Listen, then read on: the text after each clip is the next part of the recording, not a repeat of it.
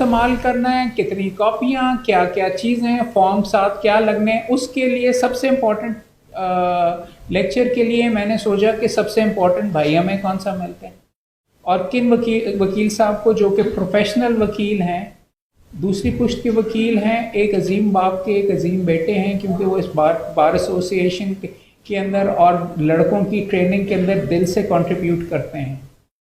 इन पर रिलाई और ट्रस्ट हम पंजाब बार में इस हद तक करते हैं कि जब लाहौर बार एसोसिएशन के अंदर बार वोकेशनल कोर्स करवाने की बात आई तो मैंने ये सोचा कि हमारे से बेहतर कौन करवा सकता है। चले हमारे से बेहतर नहीं, हमारे जितना ज़बरदस्त कौन करा सकता है, पर तो थोड़ा सा कम कि उसको कहते हैं। तो मेरे जहन के अंदर एक ही बंदे का नाम आया, ज़ीशान अहमद मलिक साहब। वो साहब हैं जो हमने यहाँ पे जब बार वोकेशनल कोर्स एग्जीक्यूट करवाया तो इन्होंने 2 दफ़ा आकर लेक्चर दिया, because he is that good. लोगों को, लड़कों को पढ़ाते भी हैं, इनके अपने वीडियोस भी, और प्रैक्टिकल ट्रेनिंग जो चीज़ें मैं करने की कोशिश करता रहता हूँ वो बहुत ज़बरदस्त अंदाज के अंदर ज़ीशान अहमद मलिक साहब करते रहे हैं। इन्होंने आके हमें रेंट लॉज के ऊपर से लाहौर बार के अंदर भी लेक्चर दिया और मुकम्मल तौर पे दिल से पढ़ाते हैं और प्रैक्टिकल लेवल तक, बर्गर अंदाज के अंदर नहीं पढ़ाते, तह में जाके पढ़ाते हैं। हमारी खुशकिस्मती है कि हमेशा की तरह उन्होंने अभी भी हमें टाइम दिया और हमारी, बल्कि लाहौर बार से भी हमने रिक्वेस्ट किया कि वहाँ पे जो लाहौर बार के अंदर जो टेस्ट होगा बार वोकेशनल कोर्स, वो उसके लिए दोबारा ईशान भाई से वो रिक्वेस्ट करें और इनके थ्रू करवाएं। आप सारों की खुशकिस्मती, मेरी खुशकिस्मती, हमारे साथ ज़ीशान अहमद मलिक साहब मौजूद हैं। I hand over to him sir. तालियां बजाइए।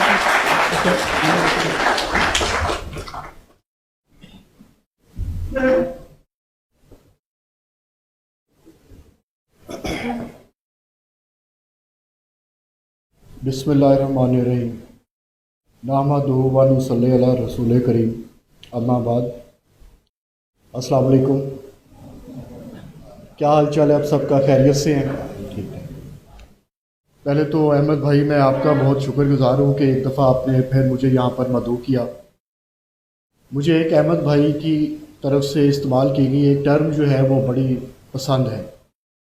तो मैं बीवीसी के लिए एक और नाम जो इनका ही है, उसके एब्रीवेशन, ये बीवीसी कोर्स है, इसको RRC भी कहा जा सकता है, रोज़ी रोटी कोर्स। क्योंकि वाकई इसमें इस लेवल की ट्रेनिंग हो रही है कि जब आप ये कोर्स करके यहाँ से निकलेंगे तो काफ़ी प्रैक्टिकल चीज़ें आप सीख चुके होंगे। फाइलिंग कैसे करनी है, क्रिमिनल केस की, सिविल केस की, डॉक्यूमेंट्स कौन कौन से लगाने हैं, प्लीडिंग्स कैसे तैयार करनी है, प्लेंट्स कैसे तैयार करनी है, रिटन स्टेटमेंट्स, क्रॉस एग्जामिनेशन, क्योंकि काफ़ी एग्जॉस्टिव कोर्स ये होने वाला है, अभी तो शुरुआत ही हुई है इसकी। तो आज का हमारा जो टॉपिक है वो है filing of a civil case या preparation of file of a civil case. मेरा ख्याल है कि ज़्यादातर जो स्टूडेंट्स हैं या बार वोकेशनल कोर्स के पार्टिसिपेंट्स हैं, ज़्यादातर तो वही होंगे जो फ्रेश लॉ ग्रेजुएट्स होंगे। लेकिन मुझे लग रहा है कि कुछ सीनियर माशाल्लाह हमारे दोस्त कोलीग्स बैठे हुए हैं यहाँ पर। चलें, ये तो ज़्यादा अच्छी बात है। अच्छा, पहले तो ये कि कोई लेक्चर तो मैं डिलीवर कर नहीं सकता, ना मैं आपको करूँगा। एक इंटरैक्टिव सेशन ही रखेंगे, डिस्कशन बेस्ड रखेंगे। कुछ मैं आपसे सीख लूँगा, कुछ आप शायद मुझसे सीख लें। तो ये बताइए कि जब आप लॉ कॉलेज में थे या यूनिवर्सिटीज़ में थे, एक सब्जेक्ट था उसमें प्लीडिंग्स का, लीगल ड्राफ्टिंग, क्योंकि यहाँ कन्वेंसिंग की तो हमने बात नहीं करनी, सिविल केसेस की बात कर रहे हैं। एक आपने टर्म पढ़ी होगी प्लीडिंग्स की। What does pleadings mean? Pleadings का क्या मतलब होता है? प्लेंट एंड रिटन स्टेटमेंट, ये कहाँ पर लिखा हुआ है? Order 6 CPC। अगर मोर स्पेसिफाई किया जाए, अगर मजीद इसको स्पेसिफाई किया जाए, ऑर्डर 6 रूल 1 CPC जो कहता है कि pleadings shall mean plaint and written statement. अच्छा, ये जो शैल का वर्ड उसमें इस्तेमाल हुआ है, ये इत्तफाकन इस्तेमाल हो गया है या किसी मकसद के तहत इस्तेमाल किया गया है? मैंडेटरी प्रोविजन है। अच्छा, अगर मैं आपसे पूछूं कि अगर हम कोई बेल पिटीशन तैयार करें तो वो भी प्लीडिंग्स है? वो प्लीडिंग्स है ना? है? नहीं है? क्यों नहीं है? क्योंकि जो लॉ बेल को गवर्न कर रहा है क्या वो सीपीसी है? नहीं, वो तो सीआरपीसी है। तो इसका मतलब है कि सीपीसी की रूल से बेल या क्रिमिनल केसेस में जो आप ड्राफ्ट्स प्रिपेयर कर रहे हैं वो तो प्लीडिंग्स नहीं है। अब प्लीडिंग्स शैल मीन प्लेंट और रिटन स्टेटमेंट, इसका मतलब है कि प्लेंट और रिटन स्टेटमेंट ये दोनों चीज़ें ही सिर्फ और सिर्फ क्या है? प्लीडिंग्स हैं। अच्छा, आपने यूनिवर्सिटीज़ में प्लीडिंग्स तो तैयार की होंगी, प्लेंट भी तैयार की होगी, रिटन स्टेटमेंट भी तैयार की होगी, या कुछ ऐसे इंस्टीट्यूशंस जहां पर आपको लीगल ड्राफ्टिंग के अलावा मज़ीद कोई कोर्सेज करवाए गए हों एडवोकेसी से रिलेटेड, वहां तो आपने देखा होगा जब हम कोई केस प्रिपेयर करते हैं, प्लेंट फॉर एग्जांपल हमने तैयार कर ली, तो प्लेंट तैयार करके क्या डायरेक्ट कोर्ट में जाकर वो सबमिट कर देते हैं? जैसे फॉर एग्जांपल हमने सूट फॉर परमानेंट इंजंक्शन, अच्छा कुछ टर्म्स मैं इस प्रिजम्पशन के साथ आपसे शेयर करूंगा कि आपको पता होगा, लेकिन अगर आपको नहीं पता होगा तो फौरन हाथ खड़ा करके पूछ लीजिएगा कि इसका क्या मतलब है, झिझकने की जरूरत नहीं है। परमानेंट इंजंक्शन समझते हैं? हुक्म इम्तनाई दवामी, कोई शख्स ऐसा जो कोई गैर कानूनी काम कर रहा है या करना चाह रहा है, आप उसको रोकना चाह रहे हैं, आपने उसकी प्लेंट तैयार कर ली और आपने देखा कि लाहौर में कुछ 70 के करीब सिविल जजेस हैं। क्या ऐसा पॉसिबल है कि आप अपनी मर्जी के किसी सिविल जज के पास जाकर वो प्लेंट डायरेक्ट सबमिट कर दें? कहाँ करेंगे? सीनियर सिविल जज के पास करेंगे। ये पार्टिसिपेशन हर तरफ से होनी चाहिए, वैसे सीनियर सिविल जज के पास करेंगे। अच्छा, तो प्लेंट उठाकर सीधा सीनियर सिविल जज साहब के कोर्ट में जाकर सबमिट कर दें? चलें दायरी ब्रांच में जाकर सीधा प्लेंट सबमिट कर दें, आप ठीक है, कोर्ट फीस लगा दी, अब सबमिट कर दें। अब तो काफी नहीं है, साइन होने हैं, चले साइन भी कर दिए, अब ठीक है। डॉक्यूमेंट्स, हर केस में डॉक्यूमेंट्स साथ लगाना जरूरी होता है। क्या सीपीसी हमें बताती है कौन कौन से डॉक्यूमेंट साथ लगाने चाहिए, किस तरीके से लगाने चाहिए, कब कब लगाने चाहिए, या कोई और लॉ हमें बताता है? सीपीसी कौन कौन सी प्रोविजंस है सीपीसी की जो हमें ये बताती हैं? ऑर्डर 7, 8 और ऑर्डर 13। वेरी गुड, ठीक है, वेरी गुड। चले, काफी कुछ आपने तो पढ़ा हुआ है, वेरी गुड। अच्छा नहीं, मुझे मैं देख रहा था आते साथ ही, सबसे पहले तो मैंने ये देखा है कि काफ़ी चेहरे मुझे शनासार नज़र आए हैं, लेकिन मैं चाहूँगा ये कि उन शनासार चेहरों के अलावा पार्टिसिपेशन बाकी भी करें। ये मेरे कुछ यूसीपी के स्टूडेंट्स यहाँ मुझे काफ़ी नज़र आ रहे हैं। चलो, प्लीडिंग शैल मीन प्लेंट और रिटन स्टेटमेंट, ये ऑर्डर 6 रूल 1 बताता है। अच्छा, प्लेंट तो आप लोग यहाँ पर भी देख चुके होंगे, प्लेंट होती क्या है, सरसरी तौर पर हम देख लेते हैं। प्लेंट है क्या? A statement of claim in writing filed by, एक स्टेटमेंट है जिसमें क्लेम किया जा रहा है और उसको कोई शख्स दायर कर रहा है। कौन दायर कर रहा है? प्लेंटिफ। प्लेंटिफ कौन होता है? केस दायर करने वाला, और जिसके खिलाफ केस दायर किया जाता है वो तो डिफेंडेंट होता है। तो बेसिकली प्लेंट के जरिए प्लेंटिफ अपना क्लेम कोर्ट में लेकर आ रहा होता है। He sets forth, in which he sets out his cause of action with all necessary particulars. He sets out his cause of action. What does cause of action mean? क्या होता है cause of action? Urdu में बता दें इसका। वजह नाद, बनाए दावा, पॉइंट बिल्कुल पॉइंट ऑफ डिस्प्यूट। तो बेसिकली अगर आपने किसी लेमैन को समझाना हो कि कॉज ऑफ एक्शन क्या है, तो आप कह सकते हैं कि भाई वो वजूहात, वो रीजंस जो केस दायर करने की वजह बनी, that is cause of action. वजह इनाद भी कहा जाता है, बनाए दावा भी कहा जाता है इसको। तो ये हमें बताता है plaint order 7 rule 1। Plaint file होती है प्लेंटिफ की तरफ से, तो डिफेंडेंट को मौका दिया जाता है कि भाई तुम्हारे खिलाफ ये क्लेम आए हैं, तो रिटर्न फॉर्म में आए हैं, तुम भी इसका रिटर्न फॉर्म में कोई जवाब दो। वो रिटर्न फॉर्म में जो जवाब दिया जाता है डिफेंडेंट की तरफ से, उसको क्या कहते हैं? उसको रिटर्न स्टेटमेंट कहते हैं। तो प्लेंट को डील करता है ऑर्डर 7 रूल 1। इधर उधर की बातें किए बगैर सीधा हम डॉक्यूमेंट्स की तरफ आते हैं। जैसे अभी इन्होंने कहा कि ऑर्डर 6 भी डील करता है, ऑर्डर 7, ऑर्डर 6 डील करता है कोई डॉक्यूमेंट्स के साथ? करता है डॉक्यूमेंट्स के साथ? नहीं, मेरा नहीं ख्याल क्या करता है, करता है। ऑर्डर 6 की हेडिंग क्या है? Pleadings in general. ऑर्डर 7 की हेडिंग क्या है? प्लेंट। और ऑर्डर 8 की हेडिंग क्या है? ऑर्डर 6 किन डॉक्यूमेंट्स के मुतालिक बात करता है? हाँ, आप ठीक कह रहे हैं। वो बेसिकली बताता है कि प्लेंट के अंदर आपने पार्टीज को डिस्क्राइब करना है, आपने अपना रिलीफ बताना है, लेकिन वो किसको डील कर रहा है? प्लेंट को। लेकिन ऑर्डर 6 इसके मुतालिक साइलेंट है कि जब आपने प्लेंट प्रिपेयर कर लेनी है तो before filing that plaint what kind of documents you are suppose to attach with the plaint, वो तो नहीं ना बताता। तो उसको कौन डील कर रहा है? ऑर्डर 7 डील कर रहा है। Documents necessary for filing a civil suit. Order 7 rule 14, जिनकी कुछ अरसा प्रैक्टिस हो चुकी है, आप लोग यकीनन इंटीमेशन वगैरह अपने फाइल कर चुके होंगे और कोई ना कोई केसेस आप में भी फाइल किए हों। कोई इत्तेफाक हुआ है फाइलिंग करने का केस? तो आपके सीनियर ने आपको कहा होगा कि भाई वो तुसी दायर करन जा रहे हो ना तो 7-14 की लिस्ट ला लेना ना। ये 7-14 क्या है? कभी सोचा 7-14 क्या है? फहरिस्त दस्तावेजात। ये भी आपको बता दिया गया 7-14 की दस्तावेजात की फहरिस्त हैगी, वो ला लेना। 7-14 क्या है? ये कभी प्रोविजन भी पढ़ी, खोल कर देखा कि 7-14 कहती क्या है? ये फहरिस्त दस्तावेजात जो हम लगाते हैं, ये कितने इकसाम की है, कब लगाई जाती है, क्यों लगाई जाती है? 7-14 वेयर अ प्लेंटिफ।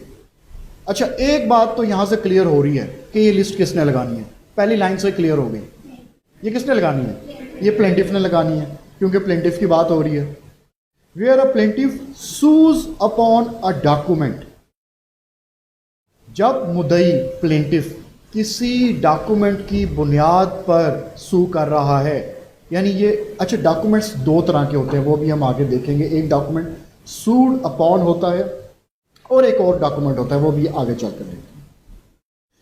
वो document on the basis of which he sues upon and that document is either in his possession और power, he shall produce it in court. अच्छा, अब ये एक ऐसा डॉक्यूमेंट है जिसकी बुनियाद पर वो क्या कर रहा है? That document is sued upon, और वो डॉक्यूमेंट क्या उसके पास है या नहीं है? इख्तियार भी हो सकता है, पास भी हो सकता है। इख्तियार पास का मतलब है मेरे पास मेरे दराज में पड़ा हुआ है। इख्तियार का मतलब है इस वक्त मेरे दराज में नहीं पड़ा, लेकिन वहां तक रसाई है मेरी और मैं उसको वहां से उठाकर अपने इख्तियार में, आप क्यों सीखे ना, मेरा ख्याल है लीगल ड्राफ्टिंग आपने मुझसे शायद पढ़ी हुई है, ठीक है। अच्छा, डॉक्यूमेंट सूड अपॉन, वो आपके या तो पोजेशन में हो या पार में हो। अब उस डॉक्यूमेंट के साथ करना क्या है उसने? ही shall produce it in court. उसने वो डॉक्यूमेंट कहां प्रोड्यूस करना है? कोर्ट में प्रोड्यूस करना है। किस वक्त करना है? When the plaint is presented. तो आपको क्या लगता है किस पेशी की बात हो रही है? At the time of institution of suit, जब प्लेंट प्रेजेंट की जा रही है। And shall eight the same time deliver, ना सिर्फ प्रोड्यूस करना है बल्कि डिलीवर भी करना है। अच्छा, ये डॉक्यूमेंट जब हम कहते हैं कि एक ऐसा डॉक्यूमेंट जो आपके पास है या आपकी पावर में है या आपकी एक्सेस में है, आपके इख्तियार में है, वो डॉक्यूमेंट आपने कोर्ट में प्रोड्यूस करना है और डिलीवर करना है। तो इस डॉक्यूमेंट की नेचर क्या होनी चाहिए? ओरिजिनल। अब यहां पर आपके जहन में एक सवाल आ रहा होगा, ये बड़ी अजीब सी बात है, हम पहली पेशी पर जाके ओरिजिनल डॉक्यूमेंट कोर्ट में डिलीवर कर दें। ये बात कुछ समझ में आती है? नहीं आती।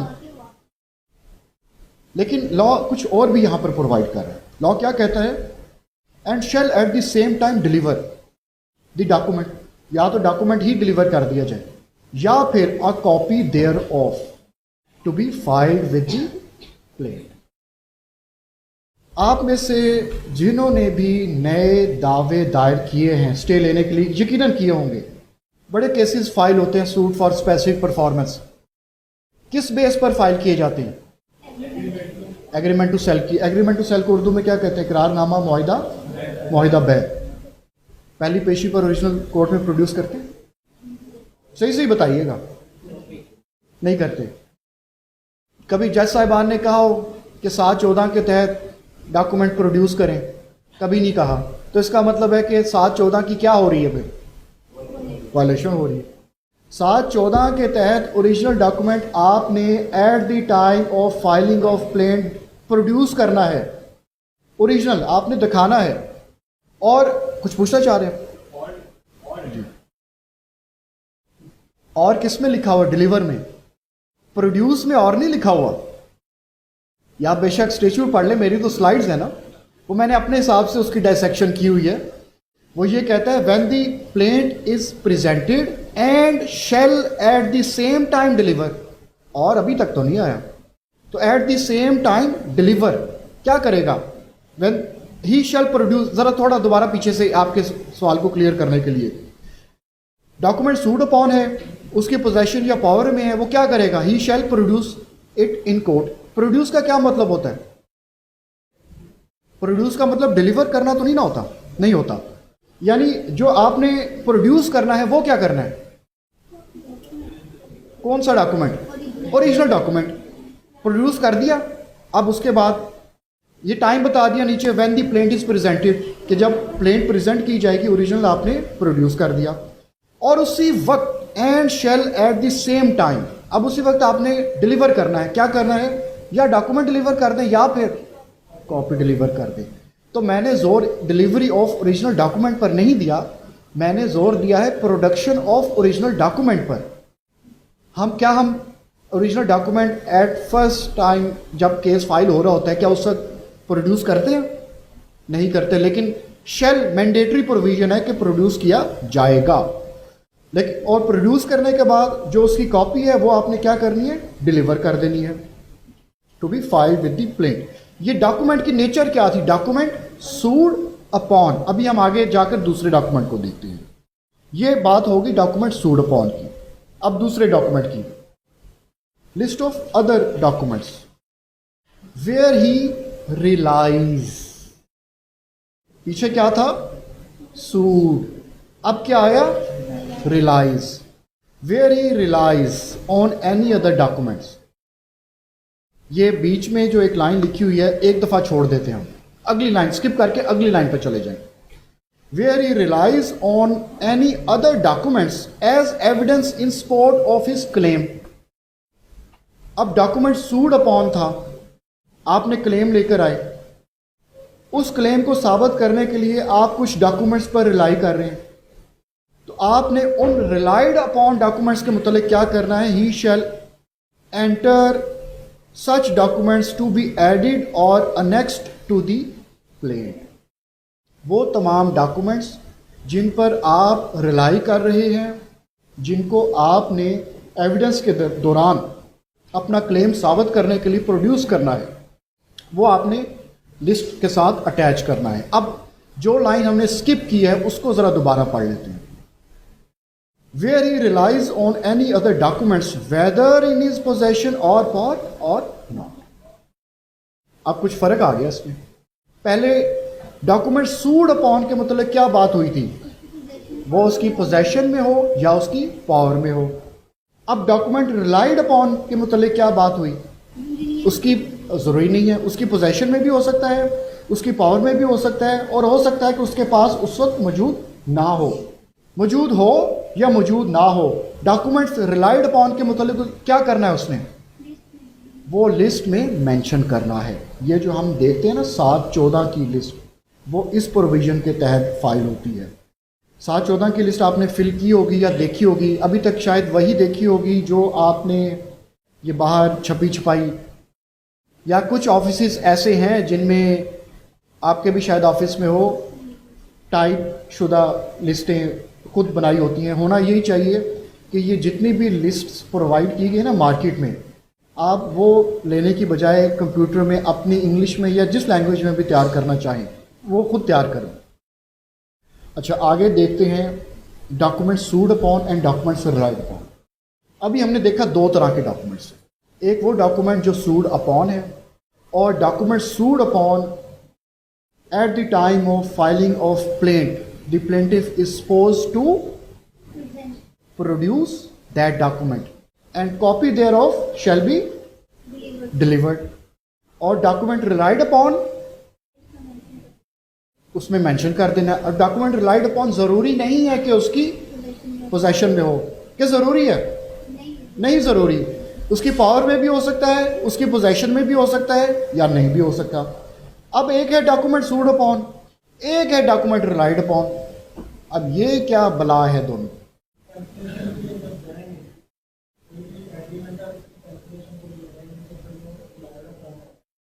तो सूड अपॉन कौन सा?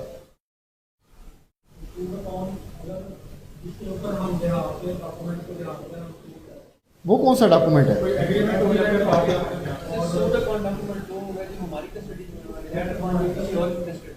जरूरी नहीं है।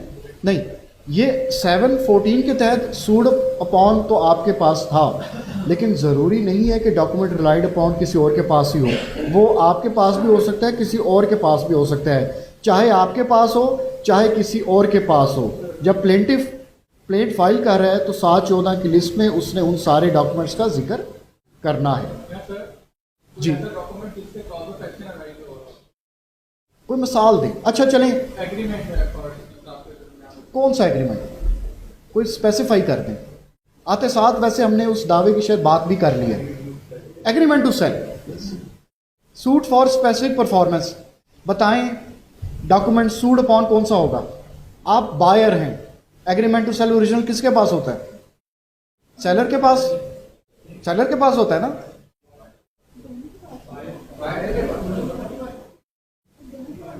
किसके पास होना? वैसे किसके पास चाहिए? बायर के पास। पैसे उसने खर्चे हैं, उसके पास होना चाहिए ओरिजिनल। उसके पास, दूसरे के पास हो सकता है उसकी कॉपी हो। अब मुझे ये बताएं, सूट फॉर स्पेसिफिक परफॉर्मेंस में डॉक्यूमेंट सूड अपॉन कौन सा होगा? Agreement to sell. अब स्पेसिफिक परफॉर्मेंस का केस फाइल करेंगे जब, तो इस प्रोविजन के तहत होना तो ये चाहिए कि पहली पेशी पर जज साहब को, जब आप आर्गू कर रहे होते हैं ना स्टे लेने के लिए, क्योंकि साथ हमने टेम्पोरेरी इंजंक्शन की एप्लीकेशन भी लगाई होती है, तो पहली पेशी पर हम जाते हैं जज साहब से, जो बातचीत हमने आर्गूमेंट्स करने हो for obtaining ad interim injunction, तो इस प्रोविजन के तहत तो उस वक्त original agreement to sell produce करके वापस ले लिया जाए और साथ ही उनको बता दिया जाए a copy thereof has already been attached with the file. तो वो है डॉक्यूमेंट सूड अपॉन। अब सूट फॉर स्पेसिफिक परफॉर्मेंस में ही क्या आप बता सकते हैं डॉक्यूमेंट रिलाइड अपॉन कौन कौन से हो सकते हैं? यस, चेक हो सकते हैं, और ट्रांजैक्शन, और जमाबंदी। हाँ चले, ठीक है। और इसके अलावा क्योंकि उस खास क्लेम के मुतालिक अर्नेस्ट मनी अगर अलग से दी गई है, उसका कोई प्रूफ, कोई बयाना दिया गया है, उसकी कोई रसीद, जिसको हम लेमैन टोकन मनी भी कहता है, टोकन मनी की अगर कोई रसीद है, तो वो सारे के सारे डॉक्यूमेंट्स कौन से हैं? वो रिलाइड अपॉन है। अच्छा, इत्तेफाक से एक ऐसा डॉक्यूमेंट रिलाइड अपॉन वो आपके पास नहीं है। अब ये वैसे जवाब थोड़ा सा इसलिए आपके लिए मुश्किल है, मुश्किल नहीं है, लेकिन आप अभी तक मैं भी उस स्टेज तक ना पहुंचे हों। लेकिन जो मेरे सीनियर और भाई यहाँ पर बैठे हुए हैं, शायद वो इसमें थोड़ा सा ऐड करना चाहें कि जब हम कोई एग्रीमेंट किसके ऊपर लिखा जाता है? Stamp paper. तो कुछ और भी हम चीज़ें, कुछ डॉक्यूमेंट्स प्रोड्यूस करना चाह रहे होते हैं। कुछ बताएंगे सर, कोई ऐड करना चाहेंगे?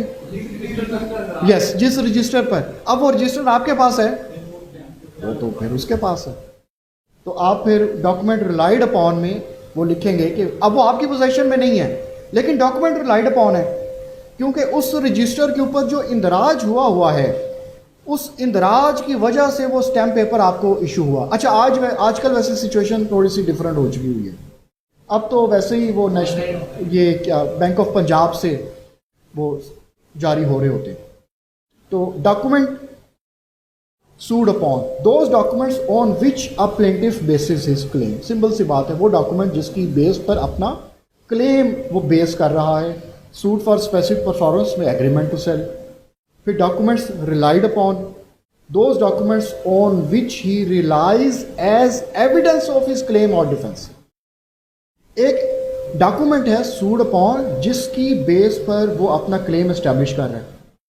फिर डॉक्यूमेंट्स रिलाइड अपॉन वो क्लेम जो उसने जिस डॉक्यूमेंट की बुनियाद पर एस्टैब्लिश कर चुका है वो क्लेम, अब उस क्लेम को उसने साबित भी तो करना है। वो किन के जरिए साबित करेगा? Documents relied upon. तो ये दोनों का फर्क है।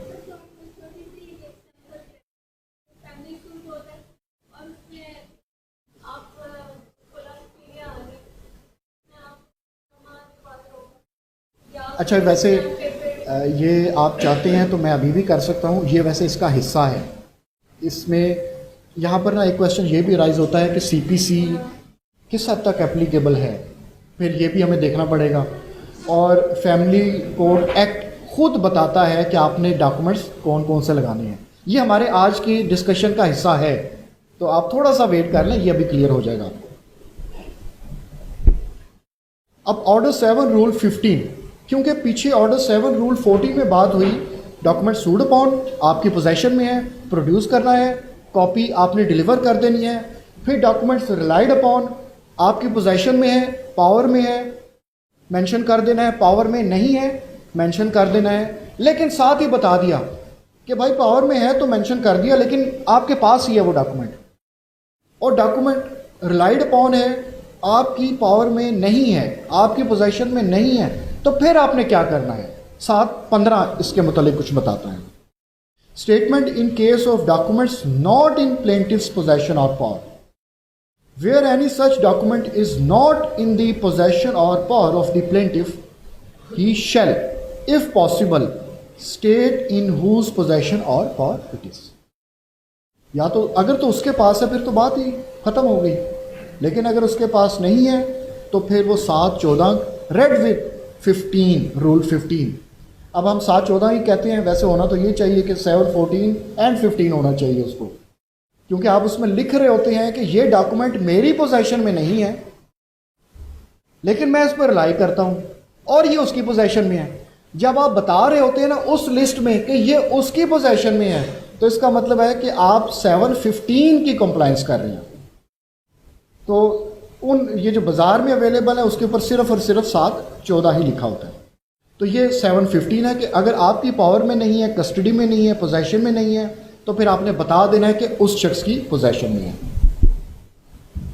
अब ये एक लिस्ट है, ये आपके सामने ऊपर लिखा हुआ है list of documents under order 7 rule 14, लेकिन फिर वही बात कि रेड विद रूल 15 सीपीसी। इसमें पहले सिविल सूट नंबर, फिर कोर्ट का नाम, टाइटल, सब्जेक्ट। अच्छा, what is difference between title and subject of a civil suit? Title क्या होता है? पार्टी। अच्छा, suit for specific performance, Mohammad Ali versus Amjad Ali, इन दोनों में से टाइटल कौन सा है? उसको उन्वान कहते हैं उर्दू में। और जो सब्जेक्ट है वो क्या है? सूट फॉर स्पेसिफिक परफॉर्मेंस या जोन सा भी है। अब आप ये देखें, इसमें 2 कॉलम्स बने हुए हैं। Have you submitted the documents with the plaint? If so its description. फिर दूसरा है will you submit other documents which are under your possession and control? If so their description. फिर तीसरा आ गया do you intend to rely on other documents than the description of those and under whose possession those documents are? अब ये कितने इसमें बने हुए हैं कॉलम्स? 3 बने हुए हैं। Have you submitted the documents with the plaint? If so, its description। यहां पर कौन सा आना चाहिए? कौन सा? यहां इस बॉक्स में सूड अपॉन का जिक्र आना चाहिए। सेकेंड बॉक्स में will you submit other documents which are under your possession? ये डॉक्यूमेंट्स रिलाइड अपॉन। अब 7-15 में हमने पढ़ा था अगर ऐसा डॉक्यूमेंट जिस पर आप रिलाई कर रहे हैं लेकिन वो आपके पोजेशन में नहीं है, वो लास्ट कॉलम उसको डील कर रहे हैं।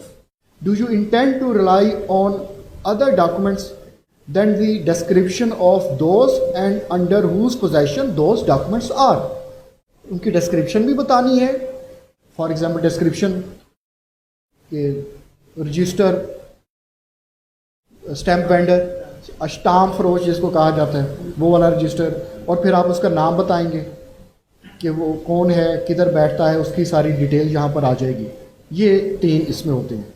अब आप जब फील्ड में जाएंगे, आप कोई केस की फ़ाइल निकलवाएं तो आप देखेंगे कि ये बड़े ही एक यकतरफा तरीके से ही, एक ही स्टाइल से ये फॉर्म भरे होते हैं। हस्बे ज़रूरत, भाई हस्बे ज़रूरत क्या मतलब? हस्बे ज़ायका तो होता है, ये हस्बे ज़रूरत तो नहीं होता कि ज़रूरत हुई तो कर देंगे। भाई लॉ कहता है डॉक्यूमेंट सूड अपॉन है या डॉक्यूमेंट रिलाइड अपॉन है। डॉक्यूमेंट सूड अपॉन के साथ ये करना है, पेश करना है और साथ कॉपी लगानी है, डॉक्यूमेंट सूड अपॉन। अब अक्सर जो पहला कॉलम है उसके अंदर क्या लिख देते हैं कि हाँ यस भी अक्सर लिख दिया जाता है। सबसे पहले कॉलम में लिख दिया जाएगा कि जो मैं ज़ेर दफ़ा 13(1) में दे रहा हूँ वही है।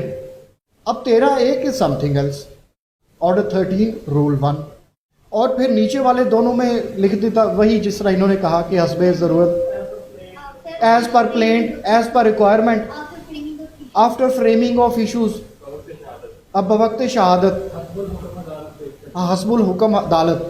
भाई अदालत से तो आप जो मांगेंगे आपको वही मिलेगा।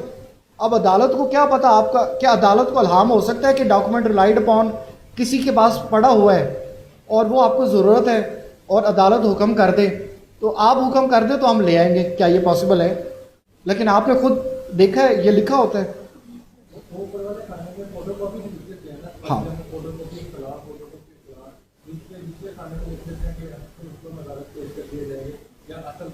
अच्छा, वैसे ये तीनों कॉलम्स बड़े एहतियात से फिल करने वाले हैं। अक्सर यही होता है कि सारे डॉक्यूमेंट्स पहले खाने में ही फिल कर दिए, अब बाद में वो डॉक्यूमेंट जो किसी की और की पोजीशन में है वो भी खाना नंबर 1 में ही फिल हुआ है। हालांकि लॉ के मुताबिक वो अगर किसी और की पोजीशन में है तो अलग से होना था और उसका बताया जाना ज़रूरी था। तो ये इसके मुताबिक ऑर्डर 7, रूल 14 एंड 15 इनके मुताबिक ही ये लिस्ट फिल होनी चाहिए। तो सबसे पहली लिस्ट जो हम साथ अटैच करते हैं वो ये वाली है, ऑर्डर 7, रूल 14 एंड 15 की लिस्ट, जिसमें document sued upon and documents relied upon. यहाँ तक क्लियर है? कोई क्वेश्चन? जी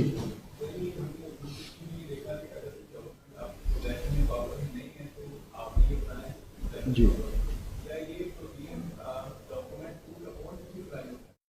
देखें, डॉक्यूमेंट सूड अपॉन तो कोर्ट कहती है कि आपके पास होना चाहिए। एक डॉक्यूमेंट सूड अपॉन है, जैसे एग्रीमेंट टू सेल है, आप बायर हैं और एग्रीमेंट टू सेल आपके पास है ही नहीं, तो ऐसी सूरत हाल में अगर आप कहते हैं कि भाई एग्रीमेंट टू सेल मेरे पास था अब नहीं है और कुछ भी नहीं है, कॉपी भी नहीं है, तो ऐसी सिचुएशन में तो पहली दफ़ा जब आप जाएंगे एक तो आपको कोई एड इंटरम रिलीफ भी नहीं मिलने वाला क्योंकि आपने कोई उसकी कॉपी ही प्रोड्यूस नहीं की। तो यहाँ पर फिर एक्सेप्शन हो सकती है कि document sued upon you have to give reason. कोई गुम हो गया तो उसकी कोई FIR होनी चाहिए, ये चीज़ भी बतानी चाहिए। अब डॉक्यूमेंट सूड अपॉन किसी और की पोजीशन में होने आपकी पोजीशन में चाहिए, लेकिन ऐसी सूरत हाल में फिर नोटिस दिया जाता है दूसरी पार्टी को to produce to admit that document, ये भी होता है। जी आप क्या पूछना चाह रहे हैं? एक मिनट, डॉक्यूमेंट टू सेल नहीं है हमारे पास, एग्रीमेंट टू सेल नहीं है, एग्रीमेंट टू सेल हमारे पास नहीं है, लेकिन हमारे पास बैंक स्टेटमेंट हैं, चेक्स हैं, उनकी कॉपीज हैं कि हमने पेमेंट ट्रांसफर की भी है और जो डिफेंडेंट है जिस पे हम केस कर रहे हैं और वो एग्री भी करते हैं कि हमने पेमेंट ली भी है, फिर हम केस कर। देखें ये तो अगर ऐसे है ना तो फिर तो बड़ा सीधा सीधा केस है। डिफेंडेंट तो वैसे ही मान रहा है, जब वो मान रहे हैं तो फिर केस फाइल करने की तो ज़रूरत है ही नहीं, आपके सामने मान रहे हैं। ऐसी जो सिचुएशन है ना उसमें ओरल एग्रीमेंट टू सेल आप अलेज कर रहे हैं। अब इस पर केस लॉ बड़ा क्लियर है कि ओरल एग्रीमेंट टू सेल अगर आपने एजिटेट किया है, claim oral agreement to sell के ऊपर है, तो ईच एंड एवरी डिटेल, कब तय हुआ, किसके सामने तय हुआ, कहाँ तय हुआ, टाइम भी फिर बताएंगे क्योंकि आपके पास डॉक्यूमेंट नहीं है। और ये भी एविडेंस में फिर जाकर साबित होगा। अगर ये एविडेंस वाली हम प्रूव कर दें तो फिर हम ये दायर कर सकते नहीं, साबित तो आपने दायर करने के बाद करना है ना, आप पहले दायर करेंगे और आपने अब इसमें देखें डॉक्यूमेंट सूड अपॉन उस तरह से रिटर्न फॉर्म में तो एग्रीमेंट टू सेल है ही नहीं, ये ओरल है। लेकिन जब हम प्लेट तैयार करते हैं ऐसे केस की तो each and every detail has to be mentioned in plaint. ये आम जो हम agreement to sell suit for specific performance का फाइल करते हैं उससे थोड़ा सा डिफरेंट हो जाता है। विटनेसेस की डिटेल भी इसमें बताई जाएगी, कहाँ पर हुआ, किस तरीके से हुआ। शुफा का केस कभी आपने तैयार किया या पढ़ा हो? शुफा का केस बहुत डिटेल में उसमें भी लिखा जाता है कि किस जगह पर तलब मुआसबत हुई, कौन कौन बैठा था वहाँ पर, टाइम क्या था, कितने लोग बैठे थे, कर क्या रहे थे। तो समझे कि ये सारी चीज़ें भी ओरल एग्रीमेंट टू सेल जहाँ अलेज किया गया है तो आपको फिर ये सारी डिटेल्स प्लेंट में मेंशन करनी पड़ेंगी। लेकिन प्लेंट में मेंशन कर देने से ऑटोमेटिकली वो साबित नहीं हो जाती आज खुद से। जब इसमें इश्यूज़ फ्रेम होंगे तो उसके बाद रिकॉर्डिंग ऑफ एविडेंस होगी। ये सारी चीज़ें जो आपने एलैबोरेट की हैं प्लेंट में आप एग्जामिनेशन इन चीफ में बयान करेंगे, आप पर क्रॉस एग्जामिनेशन होगा, डिफेंडेंट पर आप क्रॉस एग्जामिनेशन करेंगे उसके एग्जामिनेशन इन चीफ के बाद, और फिर ट्रुथ को एक्सट्रैक्ट करेंगे और उसके मुंह से आपने कहलवा लिया कि एग्रीमेंट टू सेल हुआ था तो आप समझिए कि आपका केस हो गया। क्योंकि ओरल एग्रीमेंट टू सेल में होने के बावजूद उनको पता होता है कि एग्रीमेंट टू सेल हुआ है, लेकिन वो एक प्ली इस वजह से लेते हैं कि agreement to sell written form में नहीं है और वो जो बैंक स्टेटमेंट है वो किसी और ट्रांजैक्शन में कन्वर्ट करने की कोशिश करते हैं कि जी ये एज अर्नेस्ट मनी नहीं आई थी, ये किसी और मद में आई थी। अब आप उसको सपोर्ट नहीं कर पा रहे होते क्योंकि आपके पास रिटर्न फॉर्म में कोई नहीं होता, तो आपने फिर एविडेंस में ही वो साबित करना है। जी आपका स्वागत। जी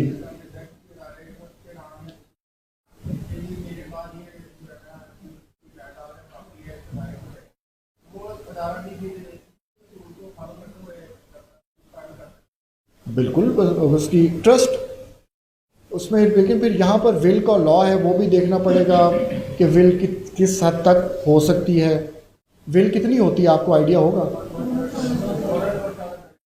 नहीं, ओरल और रिटर्न तो और बात है ना, क्या पूरी की पूरी प्रॉपर्टी हो सकती है उसमें, 1/3 हो सकती है, ये सारी चीज़ें।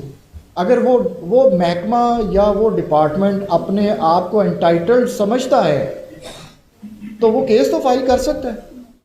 उन लोगों के खिलाफ जो उसके क्लेम को नहीं मान रहे तो वो सूट फॉर डिक्लेरेशन फिर फाइल कर सकते हैं। चलिए ये लिस्ट, अब कोई और सवाल? आपका कोई एक सवाल क्या आ जाती है? जी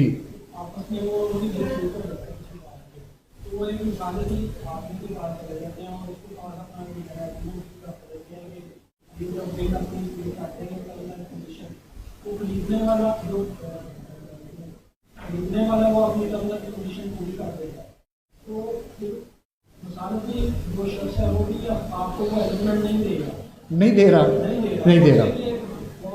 उसके लिए आप बिल्कुल वो डॉक्यूमेंट रिलाइड अपॉन की जो लिस्ट में आप लिखेंगे कि किसकी पोजीशन में है, बाद में आप कोर्ट में प्रोड्यूस करवा सकते हैं उसको। वो डॉक्यूमेंट रिलाइड अपॉन है ना, और इसमें हमने यही पढ़ा कि वो डॉक्यूमेंट रिलाइड अपॉन जो आपकी पोजीशन में नहीं है आपने उसको इस लिस्ट में मेंशन करना है, और मेंशन करने का मकसद यही है कि कल को अगर वो डॉक्यूमेंट प्रोड्यूस करवाना हो। जी ठीक, और कोई सवाल?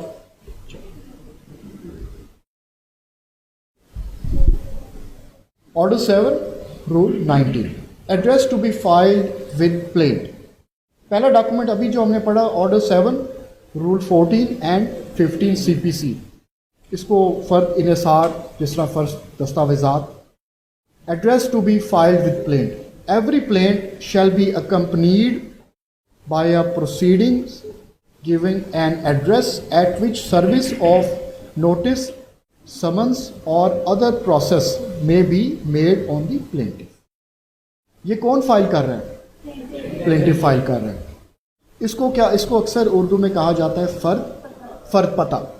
इसमें वो अपनी डिटेल सारी की सारी बता रहा है कि उसका पता क्या है। ये अंडर 7 रूल 19 ये भी मार्केट में अवेलेबल है, लेकिन मैं आपको यही कहूँगा कि उसकी बजाय आप अपना बनाएं। इसका फॉर्मेट कुछ ऐसा है, फ़र्द पता addresses of the plaintiff under Order 7, Rule 19. जी, बैठकर बेशक पूछ लें। जी, नहीं फिर भी आप उसके वो भी लिखा हुआ है, डिस्क्रिप्शन ऑफ पार्टीज है, लेकिन ये फिर भी आप साथ लगा दें, ये प्लेंटिफ की तरफ से, ताकि एक ऑथेंटिसिटी हो जाए ना, कि कल को अगर कोई भी समन जाना है, कोई भी नोटिस जाना है, तो वो इस एड्रेस पर भेज दिया जाए। Order 7, Rule 26. List of legal representatives of plaintiff.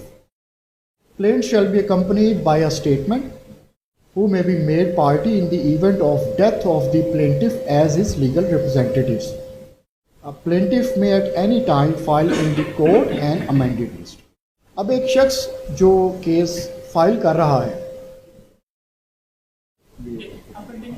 वो जो केस फाइल कर रहा है, वो केस फाइल करने के साथ ही एक लिस्ट लगाएगा कि इसमें उसके लीगल रिप्रेजेंटेटिव्स या लीगल एयर्स। ये लीगल रिप्रेजेंटेटिव्स और लीगल एयर्स में क्या फ़र्क है? कोई फ़र्क है भी या नहीं? वारसान नुमाइंदे हो सकते हैं। फॉर एग्जांपल अगर कोई कंपनी, अब अगर एक प्राइवेट इंडिविजुअल कोई केस फाइल कर रहा है, तो वो एक फहरिस्त वारसान साथ लगा देगा कि इन केस अगर उसकी डेथ हो जाती है तो ये शख्स उसके वारसान लीगल एयर्स के तौर पर इंप्लीड कर दिए जाएं।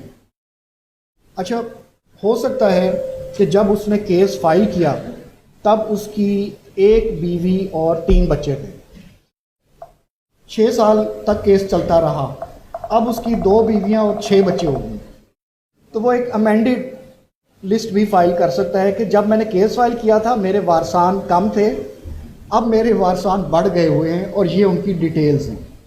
और साथ वो ये भी मेंशन कर सकता है, बल्कि करेगा, कि अगर उसकी डेथ हो जाती है तो कौन शख्स उसकी डेथ के बाद उसकी डेथ का फैक्ट कोर्ट को बताएगा। ये भी इसमें आएगा, ऑर्डर 7 रूल 26। इसकी भी हम देख लेते हैं लिस्ट कैसे है। List of legal representatives of the plaintiff, फहरिस्त वारसान अंडर ऑर्डर 7 रूल 26। ये आपके पास कॉपीज आई हैं? ये इनकी नहीं आई? अच्छा, वो सर कह रहे थे कि शायद कॉपीज चले कोई बात नहीं, वो है इनके, यहीं से दिखा दूंगा मैं। ठीक है, ये एक दफ़ा हम सारी लिस्ट देख लेते हैं, बाद में एंड में एक दफ़ा इनको हम प्रॉपरली देख लेंगे 1 बाय 1 कि कैसे इनको फिल करना है। अब आ गया ऑर्डर 13 रूल 1। वो जब आपको केस दायर करने के लिए भेजा जाता है ना, तो साथ कहा जाता है एक 13 एक दी ला लेना, तो एक 7 14 दी ला लेना, तो बाकी छड़ दो सारा। वो सब लगानी होती है, लिस्ट ऑफ रिप्रेजेंटेटिव्स भी लगानी है, फर्द पता भी लगाना है, 7 14 15 भी लगानी है, और 13 1। अब 13 1 देखते हैं क्या है। Documentary evidence to be produced at first hearing. अच्छा, documentary evidence to be produced at first hearing, order 13 rule 1। इसको पढ़ने से पहले ऐसे ही आपसे मैं पूछता हूं कि अगर आप मुझे बता सकें कि ये प्रोविजन किस पर एप्लीकेबल होगी? जी, सिर्फ प्लेंटिफ पर ही होगी?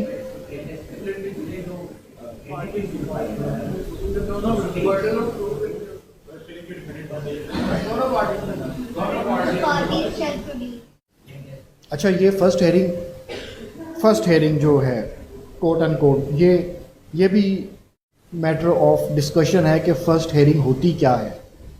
क्या फर्स्ट हेयरिंग वही है जो कि प्लेंट फाइल किए जाने वाली हेयरिंग होती है कि कोई और? जब दोनों अपीयर, यस, ये बिल्कुल ठीक इन्होंने कहा। अब ये दोनों पर एप्लीकेबल होगी। आपने जिस तरह कहा, ये प्लेंटिफ पर भी एप्लीकेबल है और डिफेंडेंट पर भी एप्लीकेबल है। Documentary evidence to be produced at first hearing. अब अच्छा, आपको याद होगा, अगर ये जैसे इन्होंने कहा ना कि फर्स्ट हियरिंग वो वाली है, जो हमने ऑर्डर 7 रूल 14 में जब पढ़ा था तो लिखा था eight the time of institution. अगर इसका मतलब वही होता तो फिर यहां भी वही लिखा होना चाहिए था। ये फिर फर्स्ट हियरिंग ना लिखते। इसका मतलब है कि first hearing is something else and date of filing of suit कुछ और है। At the first hearing of the suit the parties shall produce all the documentary evidence of every description in their possession or power in accurate list। जिस दिन plaintiff पहली दफ़ा court में पेश हुआ नोटिस समन मिलने के बाद, क्या वो फर्स्ट डेट ऑफ हियरिंग होगी? डिफेंडेंट उसको नोटिस समन मिल गए, वो कोर्ट में पेश हो गया, अभी उसने अपने वकील साहिबान भी एंगेज नहीं किए, पेश हो गया, वो इन पर्सन पेश हो गया। हाँ, अगर इसका जवाब यस होता तो फिर इसका मतलब है कि जिस दिन वो पेश हो गया है इसी को फर्स्ट हियरिंग समझा जाए, तो फिर सारा कुछ लेकर आओ। लेकिन इसको फर्स्ट हियरिंग फिर हम कहें कि नहीं, ये फर्स्ट हियरिंग नहीं है। आपका बिल्कुल जवाब ठीक है, जब उसने रिटन स्टेटमेंट सबमिट कर दी है। तो आप अब मुझे दोबारा एक ऑनेस्ट जवाब दीजिएगा। रिटन स्टेटमेंट तो अक्सरियत ने फाइल की होगी कभी ना कभी। 13A की लिस्ट साथ लगाई थी, मुझे पता है आपने तो लगाई होगी। वो मुझे इसलिए पता है कि आप जिस ऑफिस में है ना, मुझे इसलिए पता है। और आप लगाते हैं 13A की लिस्ट। जब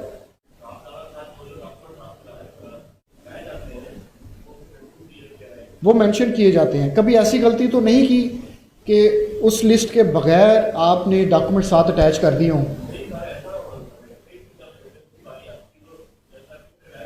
हाँ बिल्कुल। तो उस वक्त अगर उसमें मेंशन नहीं किए होंगे तो रिटन स्टेटमेंट के साथ अगर लिस्ट है ही नहीं तो फिर ऑब्जेक्शन रेज किया जाएगा किस साइड से? वो तो एप्लीकेशन, वो तो फिर हमेशा ही कोई ना कोई हल तो फिर हमारे पास मौजूद होता ही है। अच्छा, जिस तरह मैंने अभी आपको कहा कि 7, 14, 15, उसी के साथ एक और प्रोविजन है आपके पास, मेरा ख्याल है CPC तो नहीं पड़ी होगी, पड़ी होगी इस वक्त। एक और प्रोविजन है, इसको ज़रा जल्दी से सिर्फ देख लेते हैं। ऑर्डर 7 रूल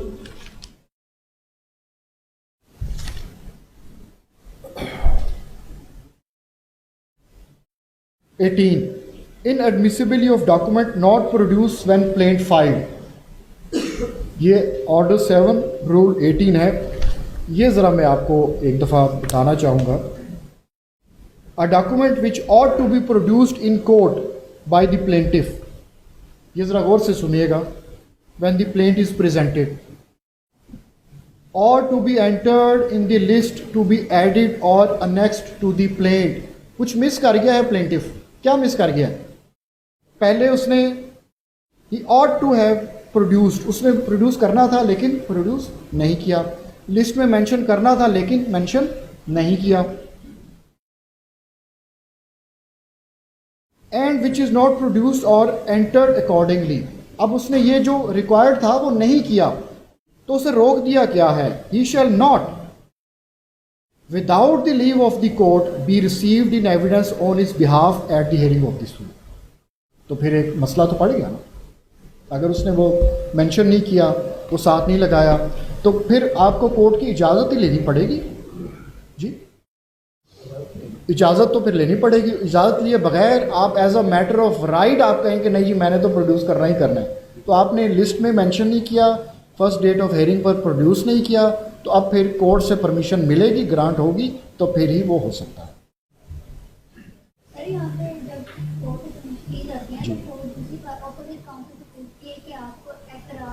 अच्छा, ये जो परमिशन हम कोर्ट से लेते हैं ना, ये हम कोर्ट से ऐसे नहीं परमिशन लेते कि सर हमें परमिशन दे दें। हम रिटन फॉर्म में एक एप्लीकेशन लिखेंगे और उसका रिप्लाई भी रिटन फॉर्म में ही लिया जाएगा। लेकिन कुछ केसेस ऐसे होते हैं जिसमें दूसरी साइड आपकी एप्लीकेशन को रिटन फॉर्म में रिप्लाई नहीं देना चाहती, वो कहती हैं कि हमें कोई इतराज़ नहीं है अगर इनकी एप्लीकेशन एक्सेप्ट कर ली जाए। नहीं, विद एतराज़ नहीं, विद कॉस्ट नहीं, विद एतराज़ तो एक्सेप्ट हो ही नहीं ना सकता। देखिए, आप कह रहे हैं कि मेरे एतराज़ भी हैं और एक्सेप्ट भी कर लिया जाए, इसको हम वो नहीं कह सकते, ये तो खुला तजाद नहीं।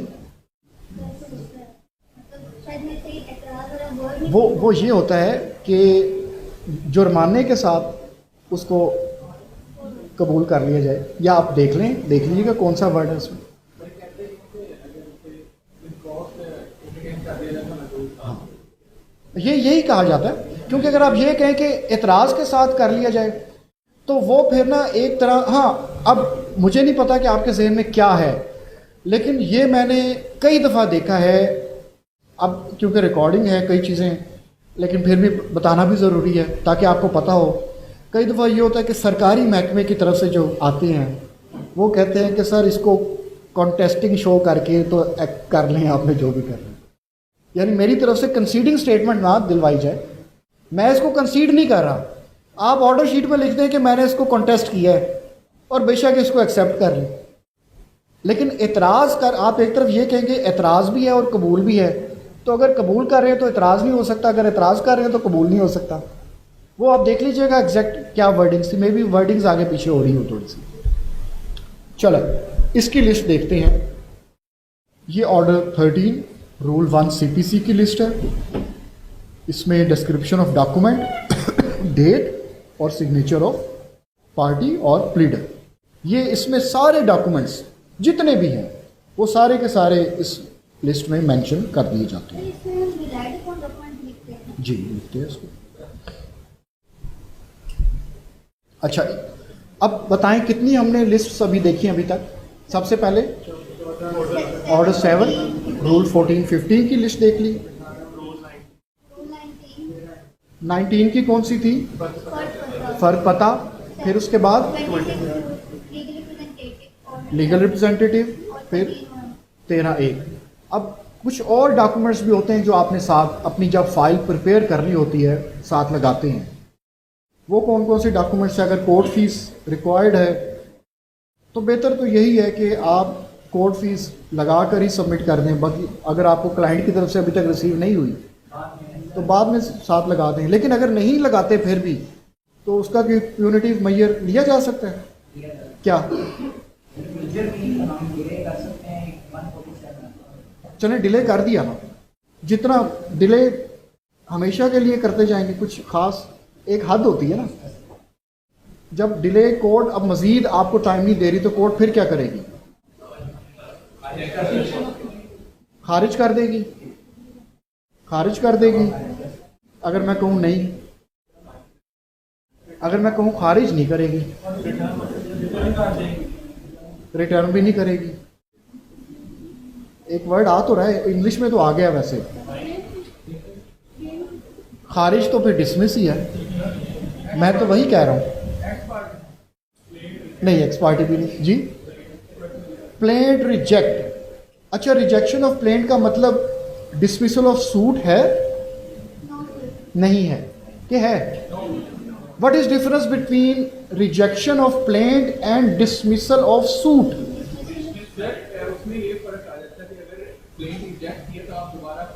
यस, फाइल कर सकते हैं, डिसमिसल में नहीं कर सकते, डिसमिसल में। कॉज ऑफ एक्शन पे नहीं कर सकते। अच्छा, अगर अदम पैरवी, आपने केस फाइल किया है और जिस दिन केस फिक्स है आप पेश नहीं हो पाए, उस केस की फेट क्या होगी? नहीं, अभी पहले उसको डिसमिस तो होने दें, रिस्टोरेशन बाद डिसमिस होगा या रिजेक्ट होगा? डिसमिस होगा। क्या आप नया केस फाइल कर सकते हैं? रिस्टोरेशन की एप्लीकेशन फाइल करेंगे। यस, कभी फाइल किया आप में से किसी ने? क्या ग्राउंड ली थी उसमें? वही ग्राउंड जो ज़्यादातर ली जाती है या कोई और ली थी? डायरी में कुछ और, ज़्यादातर यही ग्राउंड्स ली जाती हैं। अच्छा, ये ख़तरनाक ग्राउंड है वैसे कि राब्ता नहीं हो सका। वो ये कह रहे वो नहीं ना आ सका, आप तो आ सकते थे ना। वकील को तो आना चाहिए था, सिविल केस है और उसकी पर्सनल अटेंडेंस प्लेंटिफ की तो ज़रूरी है ही नहीं हर पेशी पर, तो राब्ता नहीं भी हुआ आप आ जाते। तो ये ग्राउंड तो फिर कुछ ख़तरनाक होगी। ज़्यादातर यही होती है कि जी, और होता भी ऐसा ही है। देखिए, ह्यूमनली गलती, टू एयर इज़ ह्यूमन। नहीं, वकील अगर हमारी गलती है, अगर हमने गलती की है तो मेरा ख्याल है कि हमें फिर उस गलती को मानना भी चाहिए। गलती हमसे हो जाती है जब हमारे पास केसेस की तादाद बढ़ना शुरू हो जाती है, तो कई दफ़ा डेट गलत नोट हो जाती है, और जब डेट नोट होती है तो वो आप उस दिन की कॉज लिस्ट की जगह किसी और दिन की कॉज लिस्ट में मेंशन कर देते हैं, जिसकी वजह से ऐसी सूरत हाल में फिर आप बहाली की एप्लीकेशन देते हैं और उसके साथ डायरी की फ़ोटोकॉपी लगा दी कि इस दिन मैंने नोट किया था। खैर, बात हो रही थी rejection of plaint and dismissal of suit. Order 7 rule 11 deal करता है रिजेक्शन ऑफ प्लेंट के साथ, डिसमिसल ऑफ सूट के साथ नहीं करता। वो कहता है कि कॉज ऑफ एक्शन नहीं है, प्लेंट में be rejected, barred by law है, प्लेंट में be rejected, court fee furnish नहीं की, प्लेंट में बी रिजेक्टेड। डिसमिस का वर्ड नहीं यूज हुआ, सूट में भी डिसमिस नहीं, प्लेंट में भी रिजेक्टेड मुस्तरद, एंड डिसमिसल खारिज। तो ये फर्क है इसमें। अच्छा, फिर कोर्ट फीस आपने लगा दी, पावर ऑफ अटॉर्नी, वकालतनामा, एफिडेविट, अगर कोई ज़रूरत है एफिडेविट की। अच्छा, मुझे ये बताइए कि अगर आपने कोई ऐसा केस दायर किया है जिसमें कोई साथ एप्लीकेशन नहीं फाइल की, एप्लीकेशन अमूमन हर नए दावे के साथ कौन सी एप्लीकेशन फाइल की जाती है? टेम्पोरेरी इंजंक्शन की। वैसे 90% केसेस में तो टेम्पोरेरी इंजंक्शन की एप्लीकेशन फाइल की जाती है, 39 रूल 1-2 की। कोई ऐसा केस बता सकते हैं जिसमें टेम्पोरेरी इंजंक्शन की एप्लीकेशन फाइल नहीं होती? रिकवरी सूट, यस, क्योंकि उसमें इरेपरेबल लॉस नहीं होता। रिकवरी, उसमें आपको टेम्पोरेरी इंजंक्शन ग्रांट नहीं हो सकता, उसमें एप्लीकेशन नहीं लगाई जाती। लेकिन अगर आपने एप्लीकेशन लगाई है तो उस एप्लीकेशन के साथ आपने क्या लगाना है? एफिडेविट लगाना है। अच्छा, अगर एप्लीकेशन आपने नहीं लगाई, सूट फॉर रिकवरी है, तो क्या उस सूट फॉर रिकवरी की प्लेंट तैयार करके अलग से कोई एफिडेविट तैयार करेंगे उसका? क्यों लगेगा? एक तरफ से नहीं लगेगा, उन्होंने कहा कि क्योंकि वो एप्लीकेशन के साथ लगता है, सिर्फ एप्लीकेशन के साथ लगता है, अपील के साथ एफिडेविट नहीं लगता, रिवीजन के साथ एफिडेविट नहीं लगता, तो प्लेंट के साथ नहीं लग सकता? लगेगा, सर्टिफिकेट देंगे प्लेंट के साथ। क्या अब जरा क्लियरली बताएं थोड़ा सा, लगेगा कि नहीं लगेगा? चलें, कितने कहते हैं कि प्लेंट के साथ एफिडेविट लगेगा? हाथ खड़ा करें। ठीक है, कितने कहते हैं नहीं लगेगा? बाकी कहते हैं जो मर्जी कर ले। प्लेंट के साथ एफिडेविट तो नहीं लगता। अगर एफिडेविट होता तो that affidavit had to be verified, verification होनी थी ना उसकी। तो एफिडेविट हम नहीं लगा रहे, तो फिर वेरिफिकेशन किसकी कर रहे हैं? प्लेंट की वेरिफिकेशन कर रहे हैं, प्लेंट की ही वेरिफिकेशन कर रहे हैं। क्या रिटर्न स्टेटमेंट की वेरिफिकेशन भी होती है? जी सर। जिस तरह, क्योंकि किसकी अच्छा, लॉ ने ये नहीं कहा प्लेंट की वेरिफिकेशन करो, लॉ ने क्या कहा है?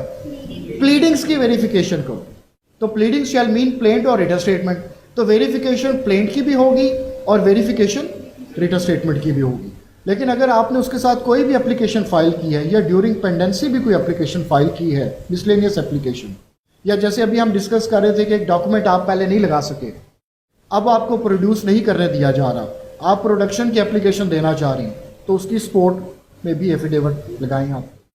तो फाइलिंग करते हुए जो डॉक्यूमेंट्स हमने देख लिए हैं, उसके अलावा court fees, power of attorney, अगर कोई एप्लीकेशन है उसका एफिडेविट, CNIC ऑफ प्लेंटिफ, और एक बड़ी ज़रूरी चीज़ आपके बार का लाइसेंस का कार्ड, ताकि जहाँ जा रहे हैं उनको पता हो कि वकील साहब एग्जिस्ट कर रहे हैं जिनकी तरफ से।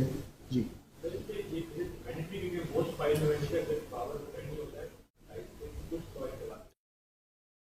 सर, इस बारे में मैं तो यही कहूँगा कि अगर नहीं लगाया, अब ऐसा अगर नोटिफिकेशन अब तक नहीं है, तो मैं फिर अहमद भाई से रिक्वेस्ट करूँगा कि नोटिफिकेशन लेकिन सेकंड ईयर के स्टूडेंट्स भी आजकल वकालत कर रहे हैं, लाइसेंस होता ही नहीं, या उस्ताद का लगा देते हैं और साथ उसको उस्ताद को 20% काट देते हैं, और इस तरीके के भी हैं, और फिर उनको पकड़ के हम तार हाथ के लिए बैन भी करते हैं और ब्लैक लिस्ट भी कर देते हैं। तो करने के लिए तो आप काफ़ी कुछ कर सकते हैं। हमारा वर्ड फ्रैंकली आपके सामने कानूनी तरीका के जी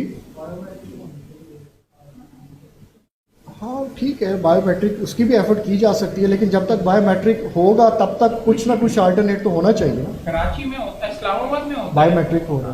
पार्टीज को भी आना पड़ता है, कराची में भी होता है। काम है जितने काम है वो नहीं मिले तो मैं आपको और रीजन में भी करवा रहा हूँ। जैसे छोटी छोटी आपके अप्लाई होती हैं उसके ऊपर तो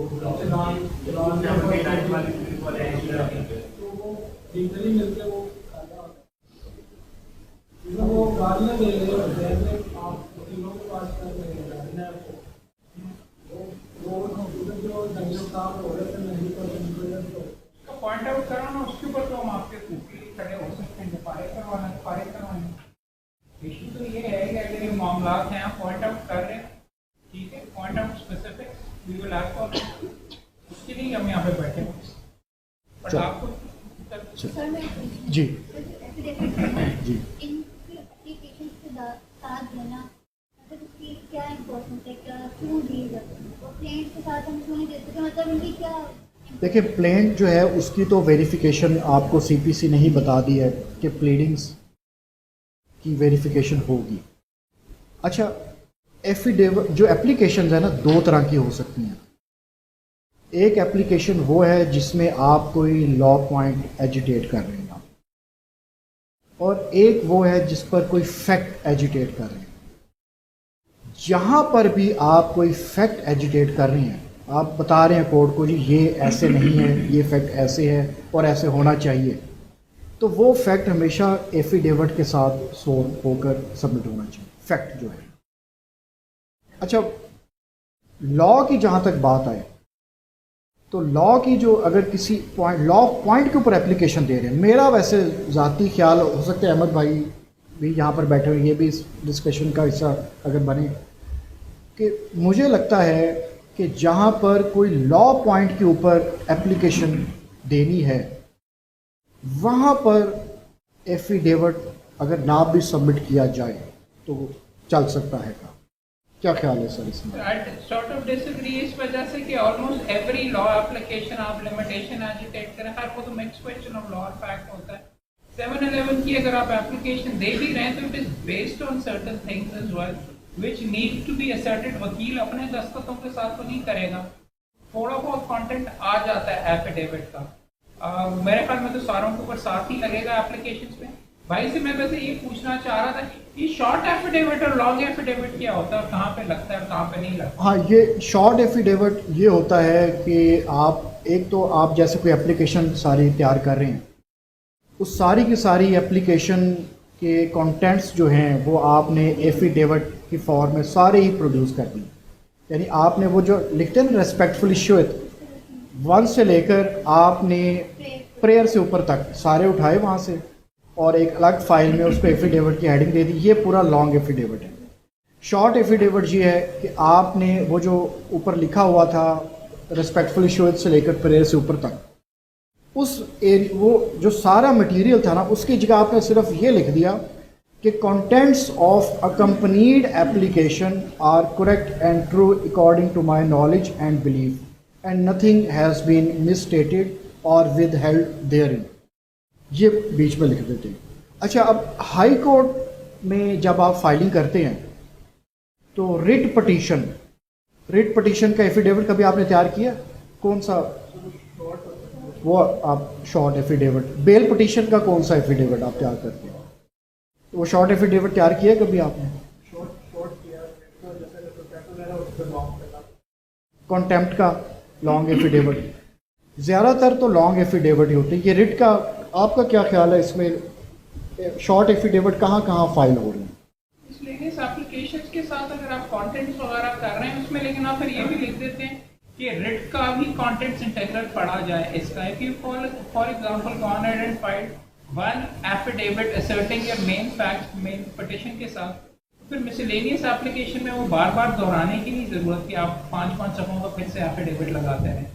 So you can just say the contents of the writ petition and the accompanying application may kindly be read as an integral part of this affidavit, and फिर वो आगे भी बाकी जो सारी की सारी चीज़ उसके ऊपर you can do that. I mean आपके high court rule and order भी फॉर एग्जांपल इसमें फर्क है। If you go ahead and अब आप अगर कराची में प्रैक्टिस कर रहे हो ना, तो वो ये नहीं कहते, एप्लीकेशन नहीं कहते, वो कहते हैं आपने काउंटर एफिडेविट जमा कराया कि नहीं। वहां पे everything is written in the affidavit and the application is just says कि for reasons contained in the affidavit ये ठीक करके। सो हर जगह की अपनी अलग अलग ट्रेडिशंस है, बट यहाँ पे कोई इतना ज्यादा खास तौर पे किया नहीं जाता डिसर्न के फुल करना है कि आपने शॉर्ट करना है। Once upon a time it used to be a big deal. आपने अच्छा, रिसेंटली मुझे याद है एक एप्लीकेशन थी, उसमें पहले हम शॉर्ट एफिडेविट फाइल करते थे। वो मैंने जब भेजी तो ऑब्जेक्शन लग गया, उन्होंने कहा कि जी आप इस पर फुल एफिडेविट फाइल करना। अब लेकिन कोई नोटिफिकेशन होता है, कोई इंस्ट्रक्शंस आई हैं? High court rules and orders के अंदर अगर मौजूद है तो फिर स्पेसिफिकली होता है, बट ये भी आपकी जब ऑब्जेक्शन लगती है तो पता चलता है अमूमन, और जितनी ज्यादा अर्जेंट होती है तो उसी के ऊपर पता चलता है कि फुल देना है या शॉर्ट देना है। So I mean file a full one. वो डिफरेंस अगर मैं कॉपी पेस्ट ही है ना, ये पहले जमाने में टाइपिंग का सिलसिला होता था, अब तो और ये करने का नाम you just need to copy paste. So what's the problem, कर दें, 2 रुपए एक्स्ट्रा लग जाए। एफिडेविट के बगैर एप्लीकेशन अगर बिल्कुल आएगा। अब जिस तरह मैं आपको वो बात कर रहा था और अहमद भाई डिसएग्री करें, वो इसलिए भी है वजह कि आप जितनी भी एप्लीकेशंस फाइल करेंगे उसमें कहीं ना कोई फैक्चुअल डिस्प्यूट तो होगा ही, तो इसलिए बेसिस तो कम से कम होगी, डिस्प्यूट अगर ना डिस्प्यूट ना भी हो। क्यों नहीं वेरीफाई करते आप एफिडेविट की इतनी इंपॉर्टेंस क्यों है? मतलब ये व्हाई दिस वन फॉर हम एप्लीकेशन अगर मुझे लिखने के वेरीफाइड और एप्लीकेशन के नीचे वेरिफिकेशन नहीं कर सकते ना, एप्लीकेशन आप सिर्फ सूट के नीचे वेरिफिकेशन करते हैं, वेरीफाइड ऑन कोर्ट। बात ये है एफिडेविट की इंपॉर्टेंस ये है कि कोर्ट जुबानी सुनी सुनाई बात के ऊपर नहीं प्रोसीड करता। It wants you to swear on oath या सॉलम एफर्मेशन के जरिए आके बंदा कहे कि मैं कसम खा के कहता हूँ कि ये है। उसके जवाब में अगर कोई एफिडेविट नहीं आता तो ये दुरुस्त तस्लीम होगा। और जो डिस्प्यूट के लिए आपको that is exactly what the importance of the affidavit is, वो आपको देना लाजमी है। और अनफॉर्चुनेटली जाली एफिडेविट्स के ऊपर या फेक गलत एफिडेविट्स के ऊपर प्रोसिक्यूशन नहीं होती, बट कानून की तो प्रिंसिपली मंशा ये है कि अगर आपने झूठ बोला है some consequence needs to follow from that as well। इसलिए इसकी शायद इंपॉर्टेंस भी कम हो गई। शॉर्ट लॉन्ग का कोई होता नहीं, बट एक जमाने के अंदर you could have been prosecuted for malicious prosecution, 15 और चीजों के ऊपर आपको you can get counter suit as well। पर वो तो फौजदारी की साइड पे होता है, बट देख जी Hamza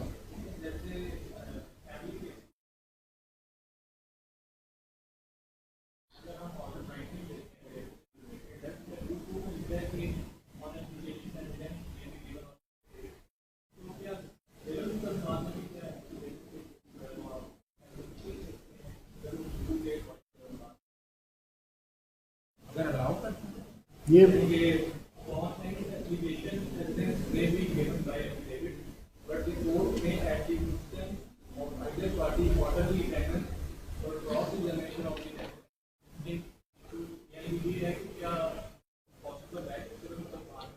It depends on the nature of the case. I would never agree to. I think दूसरी पार्टी के ऊपर अगर ये एप्लीकेशन आएगी, और I would always contest it because the potential of catching the person in a lie और चीजें वगैरह is much greater here for him to give incomplete evidence। यहाँ पे होती है, यहाँ पे तो बनाना, अगर आपने इसको एफिडेविट पे अलाउ कर दिया तो वो तो नहीं बनाता, वकील बनाता है शुरू से एंड तक सारे का सारा टाइप करके। So from a strategic perspective, provision मौजूद है, but I would never agree to it। दूसरा इसके अलावा वैसे भी वो जो अगर एफिडेविट पर ही शुरू हो जाए तो एग्जामिनेशन इन चीफ का पर्पस और उसकी प्रोविजन तो फिर ख़त्म हो गई। लेकिन जब आप कोर्स में जाते हैं, एग्जामिनेशन चीफ जब दूसरी तरफ से रिकॉर्ड हो रहा होता है तो बड़े गौर से सुने, अक्सर लीडिंग क्वेश्चन पूछे जा रहे होते हैं, तो आपने ऑब्जेक्शन रेज करना होता है वहाँ पर। अब एफिडेविट वही जिस तरह अहमद भाई ने कहा कि वो तो सारा कुछ कंप्यूटर के ऊपर और वकील ने जिस तरह तैयार किया उसी तरीके से वो सबमिट हो गया, तो ये भी एक चीज़ है। नॉन कॉन्ट्रोवर्शियल कोई है मामला और प्योरली लीगल है, इश्यूज वगैरह वहाँ पे तो चलता है थोड़ा सा कि ज़्यादातर चीज़ें आप दे दीजिए जो लवाजमात है, एफिडेविट दोनों को ये हक मिल रहा है और उसके ऊपर फोकस करके शॉर्ट मुद्दे के ऊपर आप कर सकते हो। But I always try to make it difficult for the other party, specially for the witnesses, कि उनके लिए मुश्किल हो कि वो आए और सारी चीज़ें बताएं। और अलग से जेड तक डेट्स भी वो गलत बता सकता है, जुबान भी लड़खड़ा सकती है, और अगर टेक्निकल बंदा नहीं हुआ है make it easy for him. मैं तो चाहूँगा कि मेरा एफिडेविट के जरिए ही तस्वर कर लिया जाए, वो हो जाएगा। For the same reason I disputed question में I don't allow for local commission as well. जब जितना मर्जी कहता रहे, मैं कहता हूँ नहीं जज साहब आप बैठ के लिखेंगे, stretches it out as well. अगर जज ने डिसाइड करना है वो एफिडेविट पढ़ेगा नहीं पढ़ेगा, एविडेंस पढ़ेगा नहीं पढ़ेगा, ये सारी चीज़ें एक तरीका होता है, स्ट्रैटेजी रहता है। दीज आर ऑप्शन तरीके।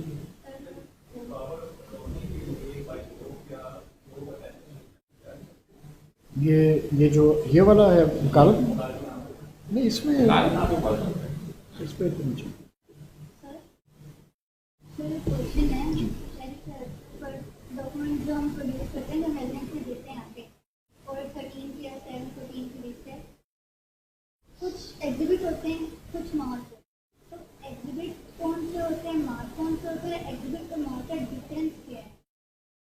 अच्छा, आपने अभी तक जो जिस केस में एग्जिबिट करवाए थे डॉक्यूमेंट्स, आपने खुद उसमें देखा कि ये डॉक्यूमेंट्स एग्जिबिट हो रहे हैं और ये डॉक्यूमेंट्स मार्क हो रहे हैं, उनमें एक बहुत बड़ा डिफरेंस तो आपने देखा होगा।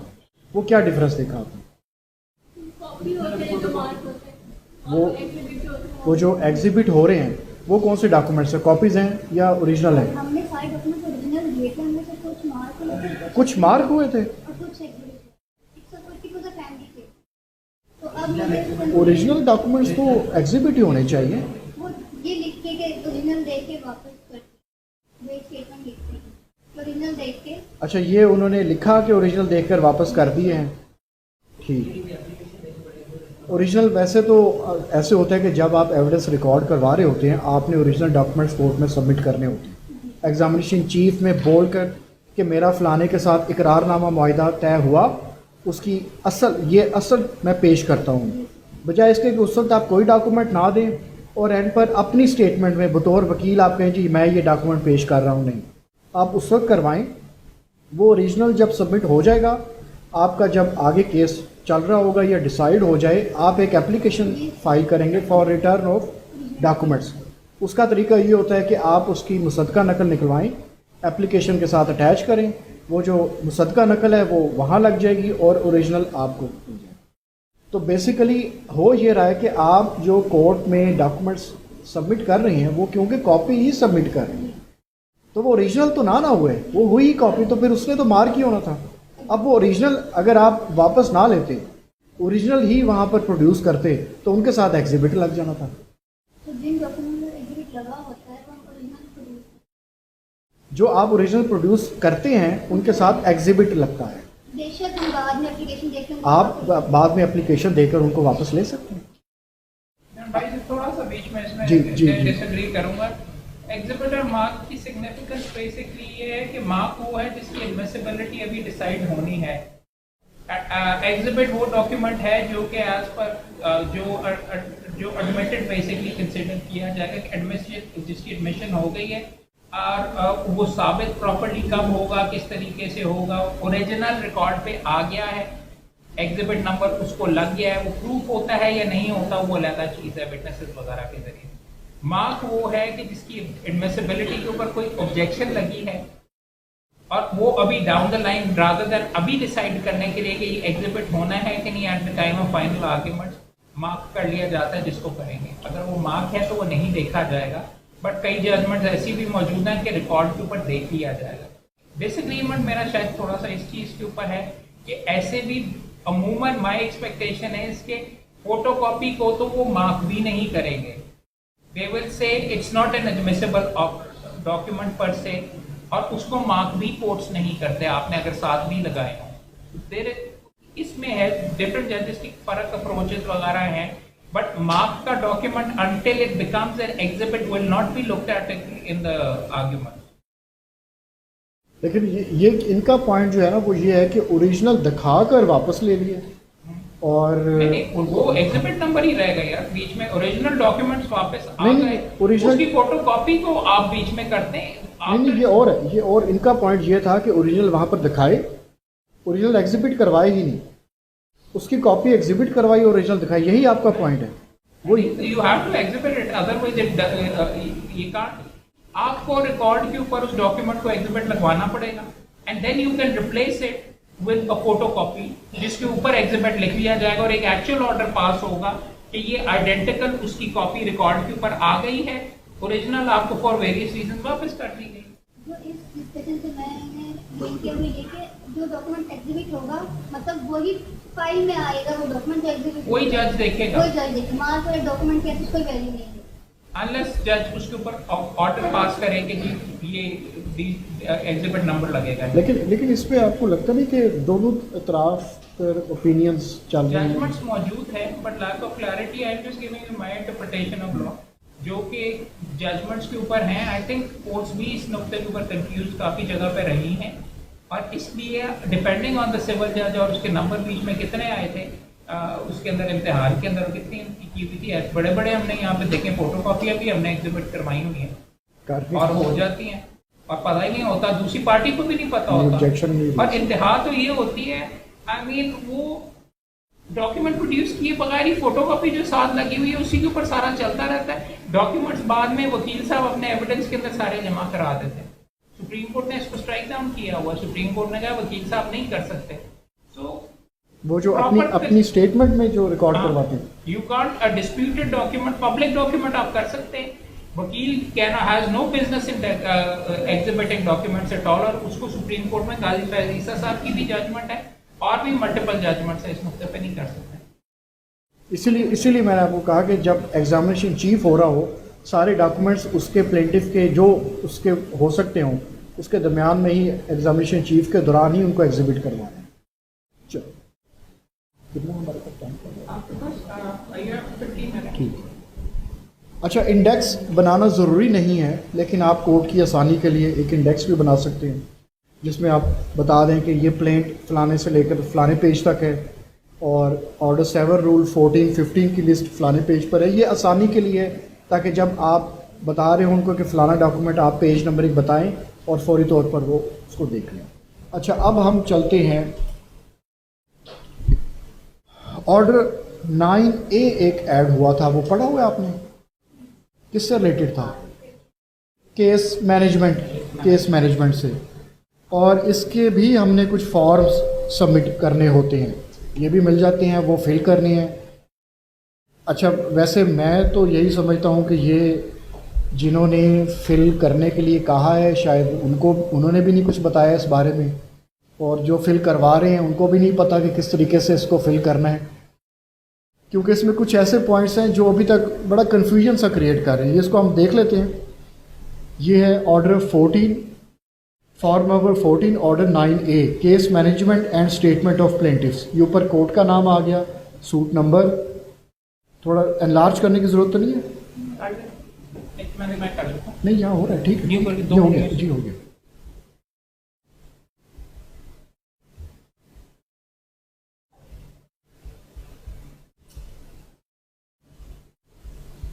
ये आ गया कुछ सामने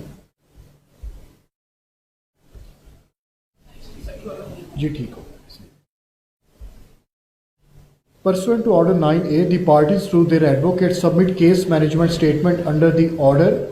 Each party certified that his advocate who will try this case met and conferred for the preparation of this statement as required by Order 9A. अब यहाँ पर आपने लिखना है स्टेटमेंट ऑफ एडमिटेड फैक्ट्स और नीचे आ गया स्टेटमेंट ऑफ डिस्प्यूटेड फैक्ट्स। अब आपसे इस फॉर्म के तहत एक्सपेक्ट ये किया जा रहा है कि आपने केस फाइल करते हुए जो आपको लगता है डिस्प्यूटेड फैक्ट्स हैं, जैसे अगर सूट फॉर स्पेसिफिक परफॉर्मेंस है और आउट ऑफ कोर्ट अगर वो कोई चीज़ डिनाई कर रहा है या रिफ्यूज़ कर रहा है या मान नहीं रहा, जो डिस्प्यूटेड फैक्ट्स हैं या जो एडमिटेड फैक्ट्स हैं, जैसे अर्नेस्ट मनी उसने रिसीव की है और वो उसको एडमिट कर रहा है, तो वो आप यहाँ लिख सकते हैं। अगर आपको लगता है कि वो एग्रीमेंट उसे एडमिट कर रहा है तो वो भी आप यहाँ लिख सकते हैं।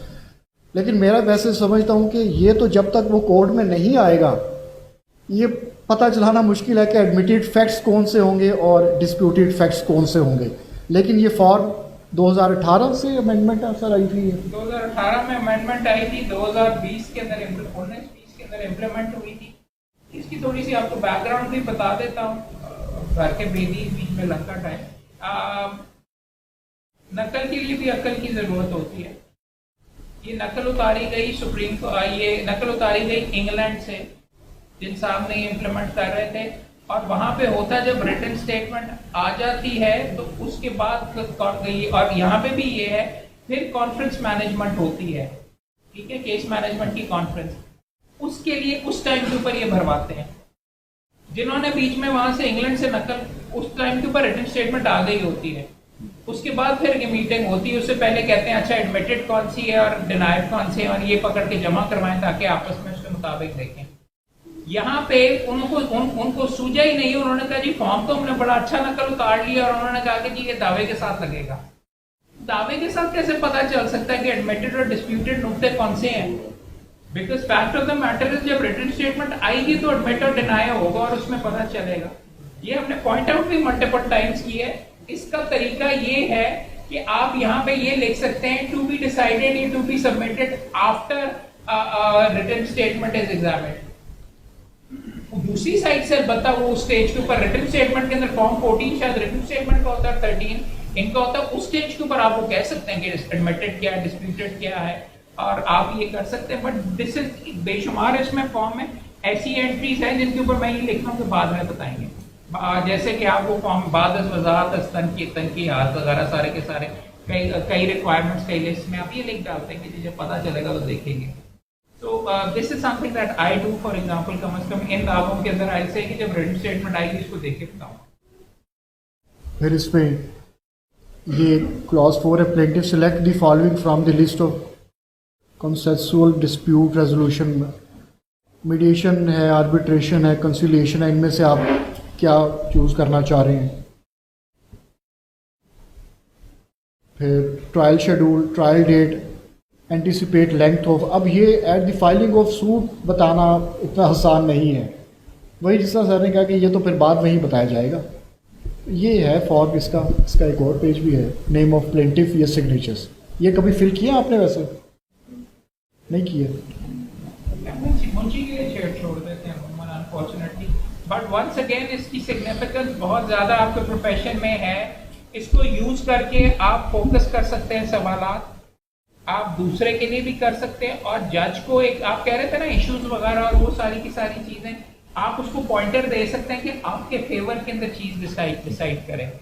वो अगर जज ये डॉक्यूमेंट देखता है और आपने ऐसे डॉक्यूमेंट एडमिट करवाए हुए हैं, प्लेन की तरफ वो जाता ही नहीं है, वो कहता है यार ये वाला फॉर्म देख के आपने ऐसे ही सारे एडमिटेड पॉइंट किए हो जो सारे आपके फेवर के अंदर हैं, और दूसरी party doesn't pay attention, you can get a lot of benefit from it. इसको भी आप स्ट्रेटेजिकली यूज कर सकते हैं, मगर कोशिश ये है कि डाउन द लाइन जाके ये जो हाई कोर्ट की जो कमेटी थी उनसे ये शहजाद आप वीडियो देखेंगे, शहजाद शौकत साहब जो प्रेसिडेंट है सुप्रीम कोर्ट बार एसोसिएशन के, वो उस कमेटी के हिस्से थे। शहजाद शौकत साहब, जफर इकबाल कलोनारी साहब और हाई कोर्ट के 3 जजेस थे जिन्होंने ये 2018 के अंदर लागू किया था, नाफिजुल अमल किया था, आज कानून का हिस्सा बनाया था। नाफिजुल अमल 2020 में जाके हुए थे। चलिए, ये डॉक्यूमेंट्स हैं जो सिविल केसेस में। फिर यहाँ पर एक क्वेश्चन आता है कि फैमिली केसेस में कौन कौन से डॉक्यूमेंट्स साथ अटैच किए जाने हैं। सेक्शन 7 है जो west Pakistan family courts act 1964 का डील करता है। उसमें आता है इंस्टीट्यूशन ऑफ सूट्स। इसमें आपने 2 किस्म के डॉक्यूमेंट्स लगाने हैं साथ, यानी लिस्ट 2 लगानी है। एक तो आ जाएगी लिस्ट ऑफ विटनेसेस। अच्छा, list of witnesses civil cases में कब लगाई जाती है? After framing of issues. कितने दिनों में? 7 दिनों के अंदर अंदर। लेकिन फैमिली केसेस में जब आपने प्लेंट फाइल की है उसके साथ ही अटैच करके लगानी है। और साथ ही एक और लिस्ट ऑफ डॉक्यूमेंट्स, ये वाली इसको कह सकते हैं आप? नहीं, ये क्योंकि सेक्शन 7 के तहत, section 7 of west Pakistan family courts. हाँ, उसी फॉर्मेट पर आप बनाएं, लेकिन ऊपर लिखें लिस्ट अंडर सेक्शन, टाइटल उसका चेंज होगा। और उसमें जितने भी, अब यहाँ से सवाल आया कि कौन कौन से डॉक्यूमेंट्स लग सकते हैं, किस केस का स्पेसिफिकली आप पूछना चाह रहे थे? फैमिली कोर्ट में सीपीसी लगती है। आपके सवाल का जवाब नहीं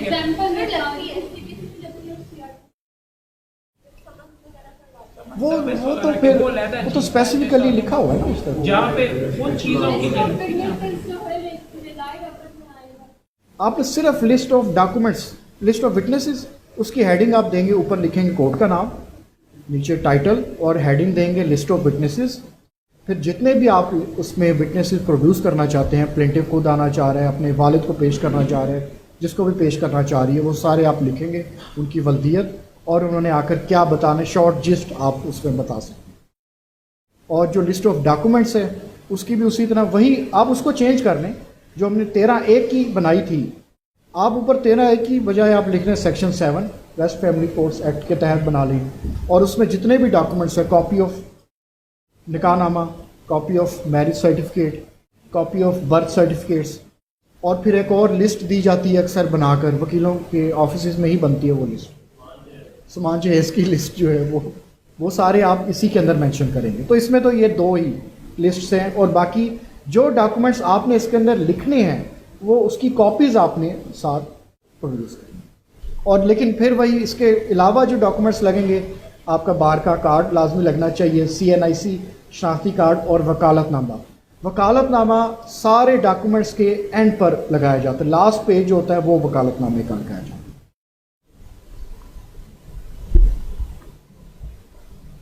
फिर रेंट केसेस की अगर बात की जाए, रेंट केसेस आप कोई इत्तेफाक हुआ है आप में से किसी को रेंट केसेस डील करने का? रेंट केसेस में क्या सिर्फ लैंडलॉर्ड ही केस फाइल कर सकता है कि टेनेंट भी कर सकता है? टेनेंट कौन से केसेस फाइल कर सकता है, लैंडलॉर्ड कौन से केसेस फाइल कर सकता है? इजेक्टमेंट पिटीशन फाइल कर सकता है, और टेनेंट किसका, वापसी का? ठीक है। या अगर लैंडलॉर्ड ने किसी वजह से किराया लेने से इनकार कर दिया है या उसको डिस्पोजेशन के हवाले से, तो कोई ना कोई डॉक्यूमेंट्स तब भी साथ लगने होते हैं। तो ये सेक्शन 19 डील करता है, an application shall be accompanied bye copies of all relevant documents in possession of the applicant. अब यहाँ पर भी आप ऑर्डर 13 या वो आपकी लिस्ट नहीं, वो इस प्रोविजन के तहत लिस्ट लगेगी। जी नहीं, उसको प्लेन नहीं बोलेंगे आप, एप्लीकेशन बोलेंगे। फिर रिजेक्टमेंट पिटीशन में थोड़ा सा फर्क है। If the application is for eviction of a tenant, the landlord shall submit his affidavit and affidavits of not more than 2 witnesses. वो सारे डॉक्यूमेंट्स तो साथ लगाने ही है उसने, लेकिन उसने एक तो अपना पूरा डिटेल्ड एफिडेविट लगाना है और 2 लोगों के एफिडेविट्स भी साथ लगाने हैं। किस सूरत हाल में? जब वो फाइल कर रहा है इजेक्टमेंट पिटीशन उसके। लेकिन अगर कोई और एप्लीकेशन फाइल हो रही है इजेक्टमेंट पिटीशन के अलावा, तो फिर डॉक्यूमेंट्स आपने सारे अटैच कर देने। तो ये है, इसके साथ आपने वही वो बार का कार्ड हर पिटीशन, हर अपील, हर रिवीजन, हर रिट के साथ, और पावर ऑफ अटॉर्नी भी लगेगा। इंडेक्स हमेशा कोर्ट की असिस्टेंस के लिए लगा देना चाहिए। हाई कोर्ट में तो आप नहीं लगाएंगे तो ऑब्जेक्शन लग जाएगा, लेकिन ट्रायल कोर्ट में आप इंडेक्स लगाएंगे तो आपको भी सहूलत होगी और कोर्ट को भी सहूलत होगी। अच्छा, एक दफ़ा ये जो सारे फॉर्म्स थे ये ज़रा दोबारा देख लेते हैं। ये सबसे पहला था फॉर्म ऑर्डर 7 रूल 14 एंड 15 का फॉर्म। ये तो मेरा ख्याल है मैंने आपको बता दिया था कि इसके अंदर क्या क्या कैसे कैसे फिल करना है। यहाँ पर कर्सर आपको नज़र आ रहा है, यहाँ पर आप लिख देंगे सिविल सूट नंबर, कोर्ट का नाम, यहाँ टाइटल आ जाएगा। और नहीं, हाँ सिविल सूट ये ऐसे ही लिखकर आप डैश छोड़ देंगे। लेकिन अगर आपने 13A की लिस्ट फाइल करनी है रिटर्न स्टेटमेंट के साथ अटैच करके, तो उसमें तो आप लिख सकते हैं। यहाँ पर आप लेकिन जगह तो छोड़ेंगे, वो वहीं पर ही नंबर लिखा जाएगा। ये टाइटल की जगह, और ये यहाँ पर आप लिखेंगे इसका subject suit for specific performance. ये स्लाइड्स तो इनको अवेलेबल हो जाएंगी। जी जी, आपकी सारी स्लाइड्स और ये जो डॉक्यूमेंट्स हैं ये भी आपके ग्रुप के अंदर अपलोड हो जाएंगे। मेरी कोताही है, मुझे आज छाप के आपको देनी चाहिए थी, बस मौका नहीं मिला। तो दूसरा डॉक्यूमेंट था ये फर्क पता। ये जो ये वाला हिस्सा है ये इन सारे डॉक्यूमेंट्स का सिमिलर है। यहाँ पर केस का title, civil suit number, subject, ये बॉक्स, इसके अंदर आपने उसके कंप्लीट एड्रेस लिखना है फ़र्क पता में। ये कौन सी प्रोविजन के तहत है? Order 7 rule 9। फिर आ गया लीगल रिप्रेजेंटेटिव्स। ये वही पोर्शन, ये भी सिमिलर उसी तरह। यहाँ पर आपने अगर वाइफ है वो लिख देंगे, बच्चे बेटियाँ उन सारों की 1 बाय 1 डिटेल लिख देंगे। और एंड पर आ गया ऑर्डर 30 रूल 1, ये भी उसी तरह ये पोर्शन।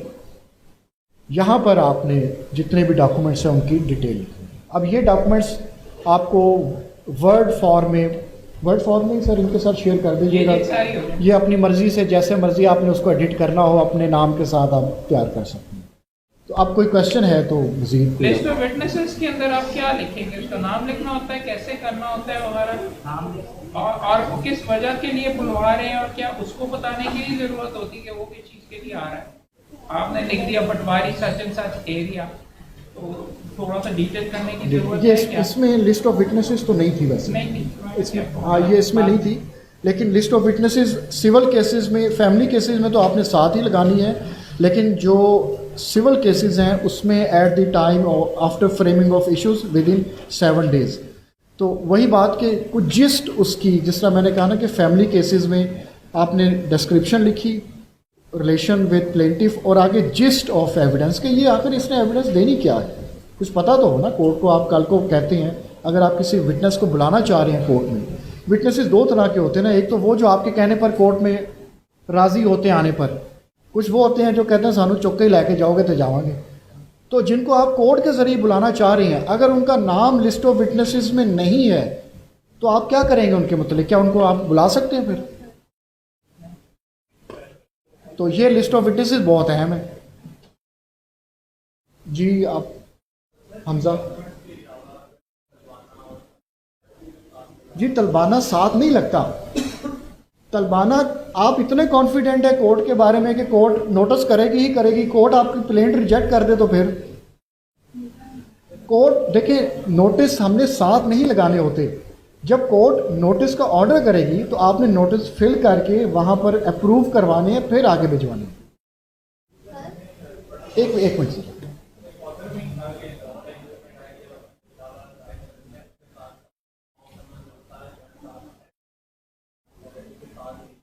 अच्छा मैं अनफॉर्चुनेटली मैंने तो ये इस प्रोविजन से आप कोई गुजरे हैं इस प्रोविजन से? बाद में होता है। अच्छा वैसे सर ये प्रैक्टिस है, ये जो बात कर रहे हैं ना ये प्रैक्टिस तो है। मुंशी को जल्दी होती है यार, तलबाना वगैरह जमा करवाने, वो खर्चा आना होता है ना उससे। खर्चा आना होता है इसमें। आगे।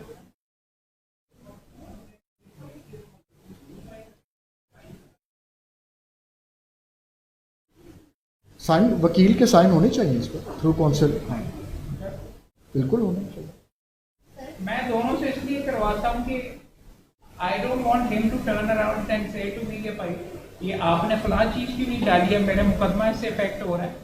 आपने नहीं बताया, क्लाइंट ने नहीं बताया, तो I try to get him to sign, counter sign it as well, because these जो डॉक्यूमेंट्स वगैरह हैं they have a fundamental effect on your मुकदमा। और बाद में कि अब आ गया ये है, मैं हर बंदे को 10 दफा कहता हूँ कि इससे ज्यादा और तो कुछ नहीं है। बाद में मौका नहीं मिलेगा, आसानी से मौका नहीं मिलेगा, सब पता हो। So I make him actually sign on as well, otherwise वो बाद में आके गल मैंने तो दे दिया था। आपके मुंशी को मैं पकड़ा गया था, मैं जब जूनियर के पास बैठ के तैयार करा था तो मैंने उसको बताया था, मैंने उसको दिया था, वो कॉपी के ऊपर क्यों नहीं लगा। So it becomes vitally it's your protection as well. तो आप यहाँ पे मेहरबानी करके काउंटर साइन नहीं करवाएं। तो they don't turn around and से कि जी मैंने तो आपके, बेशुमार बंदे कहते हैं कि जी हम मुंशी को दे गए थे और हमने जूनियर को दे दिया था, तो आपने क्यों नहीं लगाया, हमने तो इससे ज्यादा कागज दिए होते, आपने 2-3 वगैरह।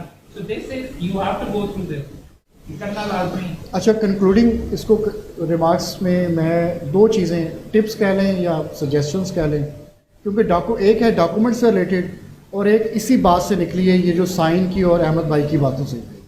एक तो ये कि आप जब केस फाइल करने के लिए आपके पास क्लाइंट आता है तो उसकी कोशिश होती है कि ओरिजिनल डॉक्यूमेंट्स भी आपको ही दे जाए। तो मैं तो कभी नहीं रखता ओरिजिनल डॉक्यूमेंट्स। ओरिजिनल डॉक्यूमेंट्स आपने कभी भी क्लाइंट से लेकर नहीं रखने। अगर वो आपके पास आए या दिखाए उसको कोई भी फ़ोटो कॉपीज़ मुझे दे दो। हमने अगर आप 7/14 की कंप्लायंस करना चाहते हुए और कोर्ट में उसको असल दिखाना चाह रहे हैं तो आप उसको साथ ले जाएं, जज साहब को प्रोड्यूस कर दें, वो वापस आपको मिल जाएगा, वहीं से क्लाइंट को देकर वापस भेज दें। और जब एविडेंस रिकॉर्ड होनी है फिर उसको कहें कि भाई ओरिजिनल लेकर आ जाना, हमने इसको एग्जिबिट करवाना है। ओरिजिनल अपने पास नहीं रखना, वो इसलिए कि आपकी कई दफ़ा ऐसे होता है कि एक गलती से भी कहीं, वैसे तो ये वाली गलती होनी नहीं चाहिए, लेकिन अगर आपका एक भी ओरिजिनल डॉक्यूमेंट या कोई भी डॉक्यूमेंट किसी और फाइल में गलती से चला गया ना, तो आप यही समझिए कि वो डॉक्यूमेंट गुम ही हो चुका है। तो ये आपके ऊपर ये जिम्मेदारी डॉक्यूमेंट की हद तक नहीं आनी चाहिए, इसलिए आपने कभी नहीं लेना। और दूसरी बात, कई दफ़ा होता है कि क्लाइंट आपको टेलीफोनिकली कह देता है कि सर साडा केस वापस ले लो। कभी हुआ ऐसे? कहते ना केस वापस ले लें, आप कहते चलो शुक्र है जान छूटी, फटाफट गए अगले दिन केस वापस ले लिया। ये भी बड़ा ख़तरनाक काम है। उसको कहेंगे भाई आ जाओ सुबह, आपकी स्टेटमेंट रिकॉर्ड करवा कर वापस लें। कल अक्सर ऐसे देखा गया है कि बाद में फिर उन्हीं वकील साहब जिनको उसने इंस्ट्रक्शंस दी होती हैं कि वापस ले लें, बाद में उन्हीं के ख़िलाफ़ खुद ही इंस्ट्रक्शंस देकर बाद में बार कौंसल में एप्लीकेशन दे रहा होता है या कोई 12(2) सबमिट कर रहा होता है। तो इन चीज़ों से भी हमने बचना है साथ। तो दैट्स ऑल फॉर टुडे। जी आप कोई चीज़ इस पर एक चीज़ हमेशा प्रिज्यूम करें कि क्लाइंट आपका दोस्त नहीं है। Yes, he is your client. At the end of the day, जैसे भाई ने कहा, वो जब उसका घर बिक रहा होगा और आपका मुकदमा खारिज हो गया हुआ, तो उसने आपको रोकने के लिए आपके ब्रदर वकील नहीं कहना कि मेरे को लाओ 12(2) की मैं एप्लीकेशन देता हूँ कि अहमद करीम दूसरी पार्टी के साथ मिल गया हुआ था, या उसने प्रॉपर्टी नहीं किया, या ये जो कमी बेशी वगैरह रह गई है। So that is why make them sign everything.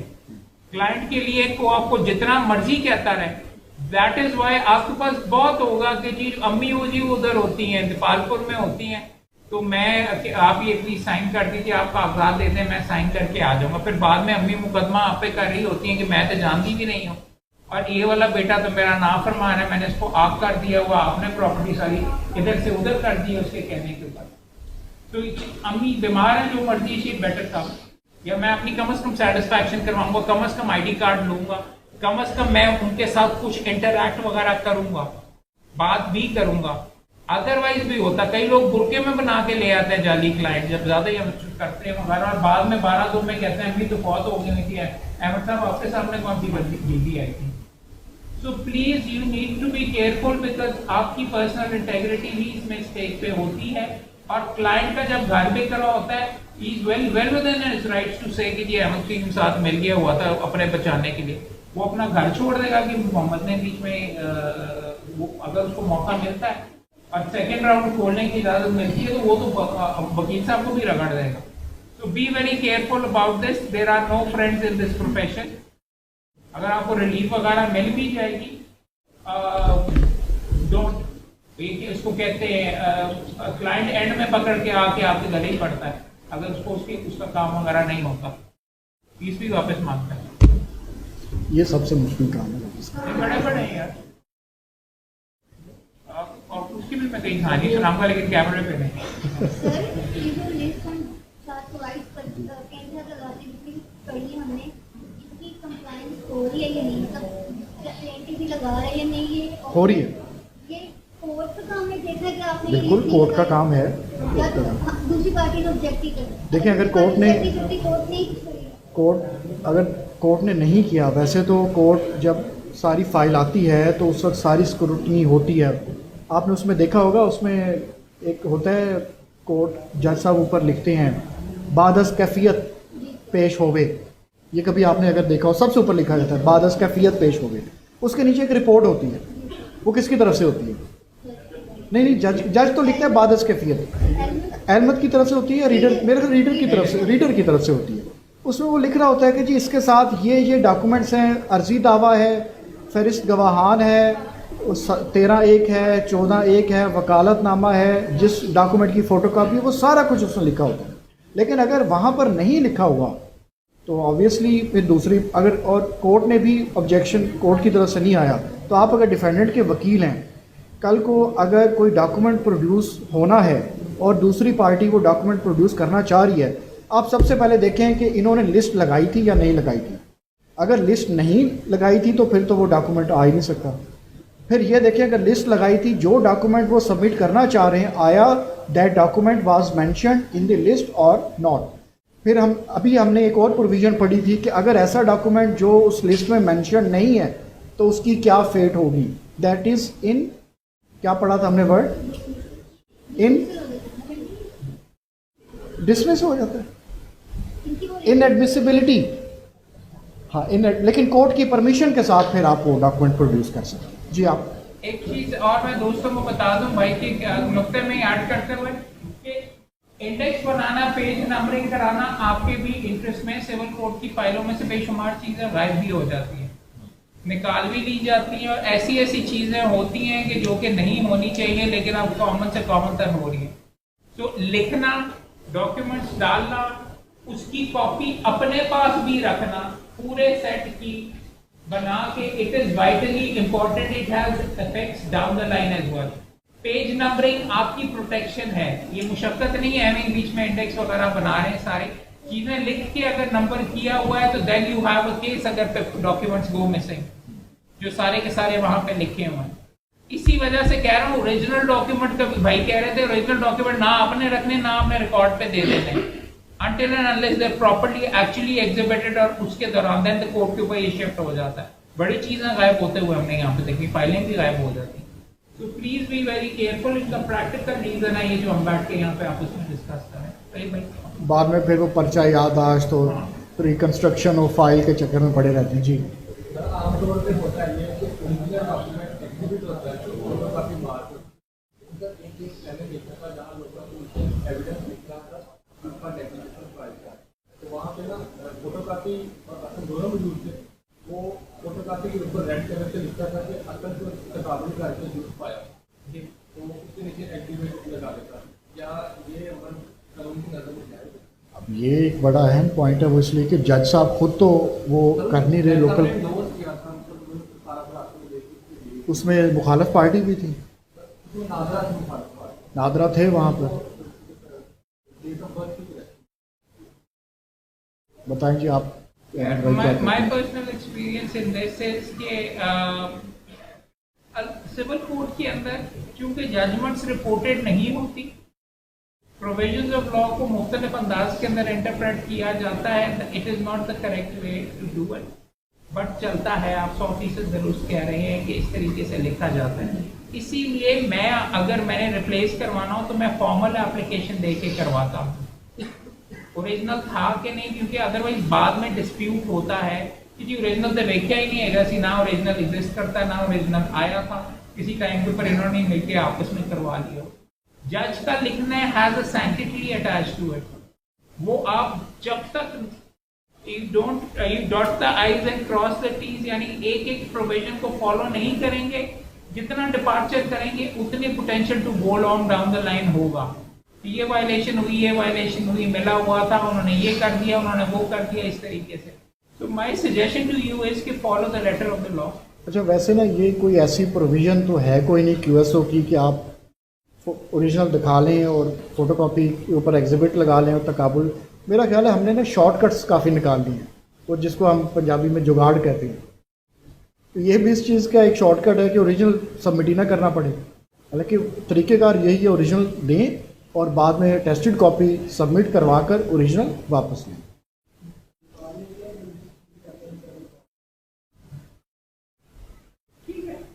पता कि स्टाफ किस तरह का होता है। गार्डियन वाला गार्डियन वाला फैमिली केसेस जो फैमिली केस में लिखा हुआ है ना, अच्छा वो वाला, हाँ वो परफॉर्मा उसका है। वैसे आपको पता है कि किस कोर्ट की गार्डियनशिप की जुरिस्डिक्शन किस कोर्ट की है? शेड्यूल उसका उसके लिखा हुआ है स्पेसिफिकली, विजिटेशन गार्डियनशिप के जितने भी मामलात हैं वो फैमिली कोर्ट ही एंटरटेन करेगी।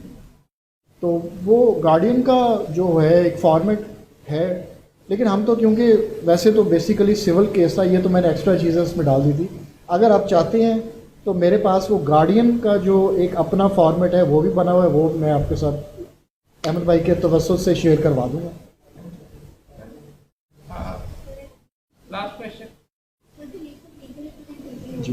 अगर हम वो प्रोवाइड ना करें तो अब जो मैंने पढ़ा था उसमें ये था कि अब जिसमें हो जाता है, अगर प्लेंटी प्रोवाइड ना करे तो कर सकता है, कोर्ट कर सकती है। इन केस फॉर एग्जाम्पल अगर हम देखें कि प्रोवाइड नहीं की गई और कोई ऑब्जेक्शन ही नहीं दिया गया और पार्टी की डेथ हो गई है क्लाइंट की डेथ हो गई है।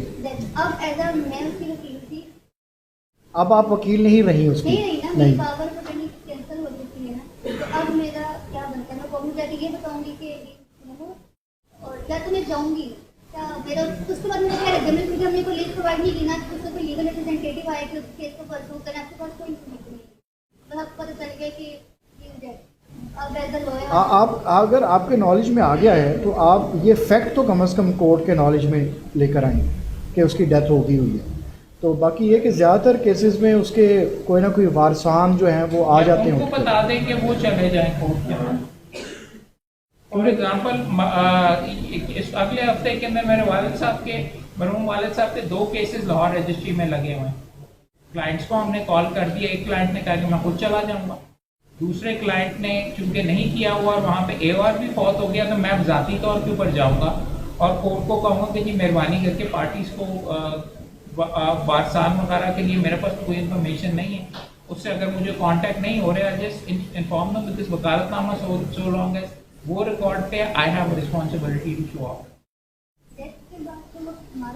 आपका तो खत्म हो टेक्निकल गया। आप नहीं कर सकते, you taken the fees for it, court को बताने के लिए तो आप जाएंगे, कोर्ट आपको डिस्चार्ज नहीं करती जब तक।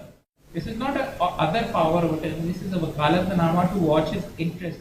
मर गया तो फिर भी आपको अगली स्टेप तक तो पास ऑन करना ही है ना वारसान तक, कि आपने उसको टेक्निकल खेलना कि जी ठीक है मेरी रिस्पॉन्सिबिलिटी खत्म हो गई, अब जाए जो भी प्रॉपर्टी है करोड़ों की वो दूसरी पार्टी ले जाए। तो सर आप तहे दिल से शुक्रगुजार हैं हम ज़ीशान भाई के, आपकी सही है आप सही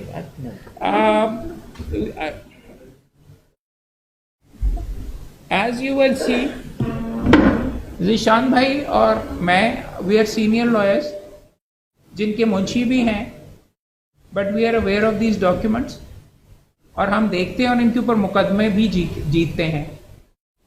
बहुत बरकर वकील भी आपको यहाँ पे मिलेंगे जिन्होंने ज़िंदगी के अंदर ये फॉर्म्स तक नहीं पढ़े हुए और जो नीचे तक जाके नहीं करते और उनके मुंशी ही ये सारी चीज़ें करते हैं।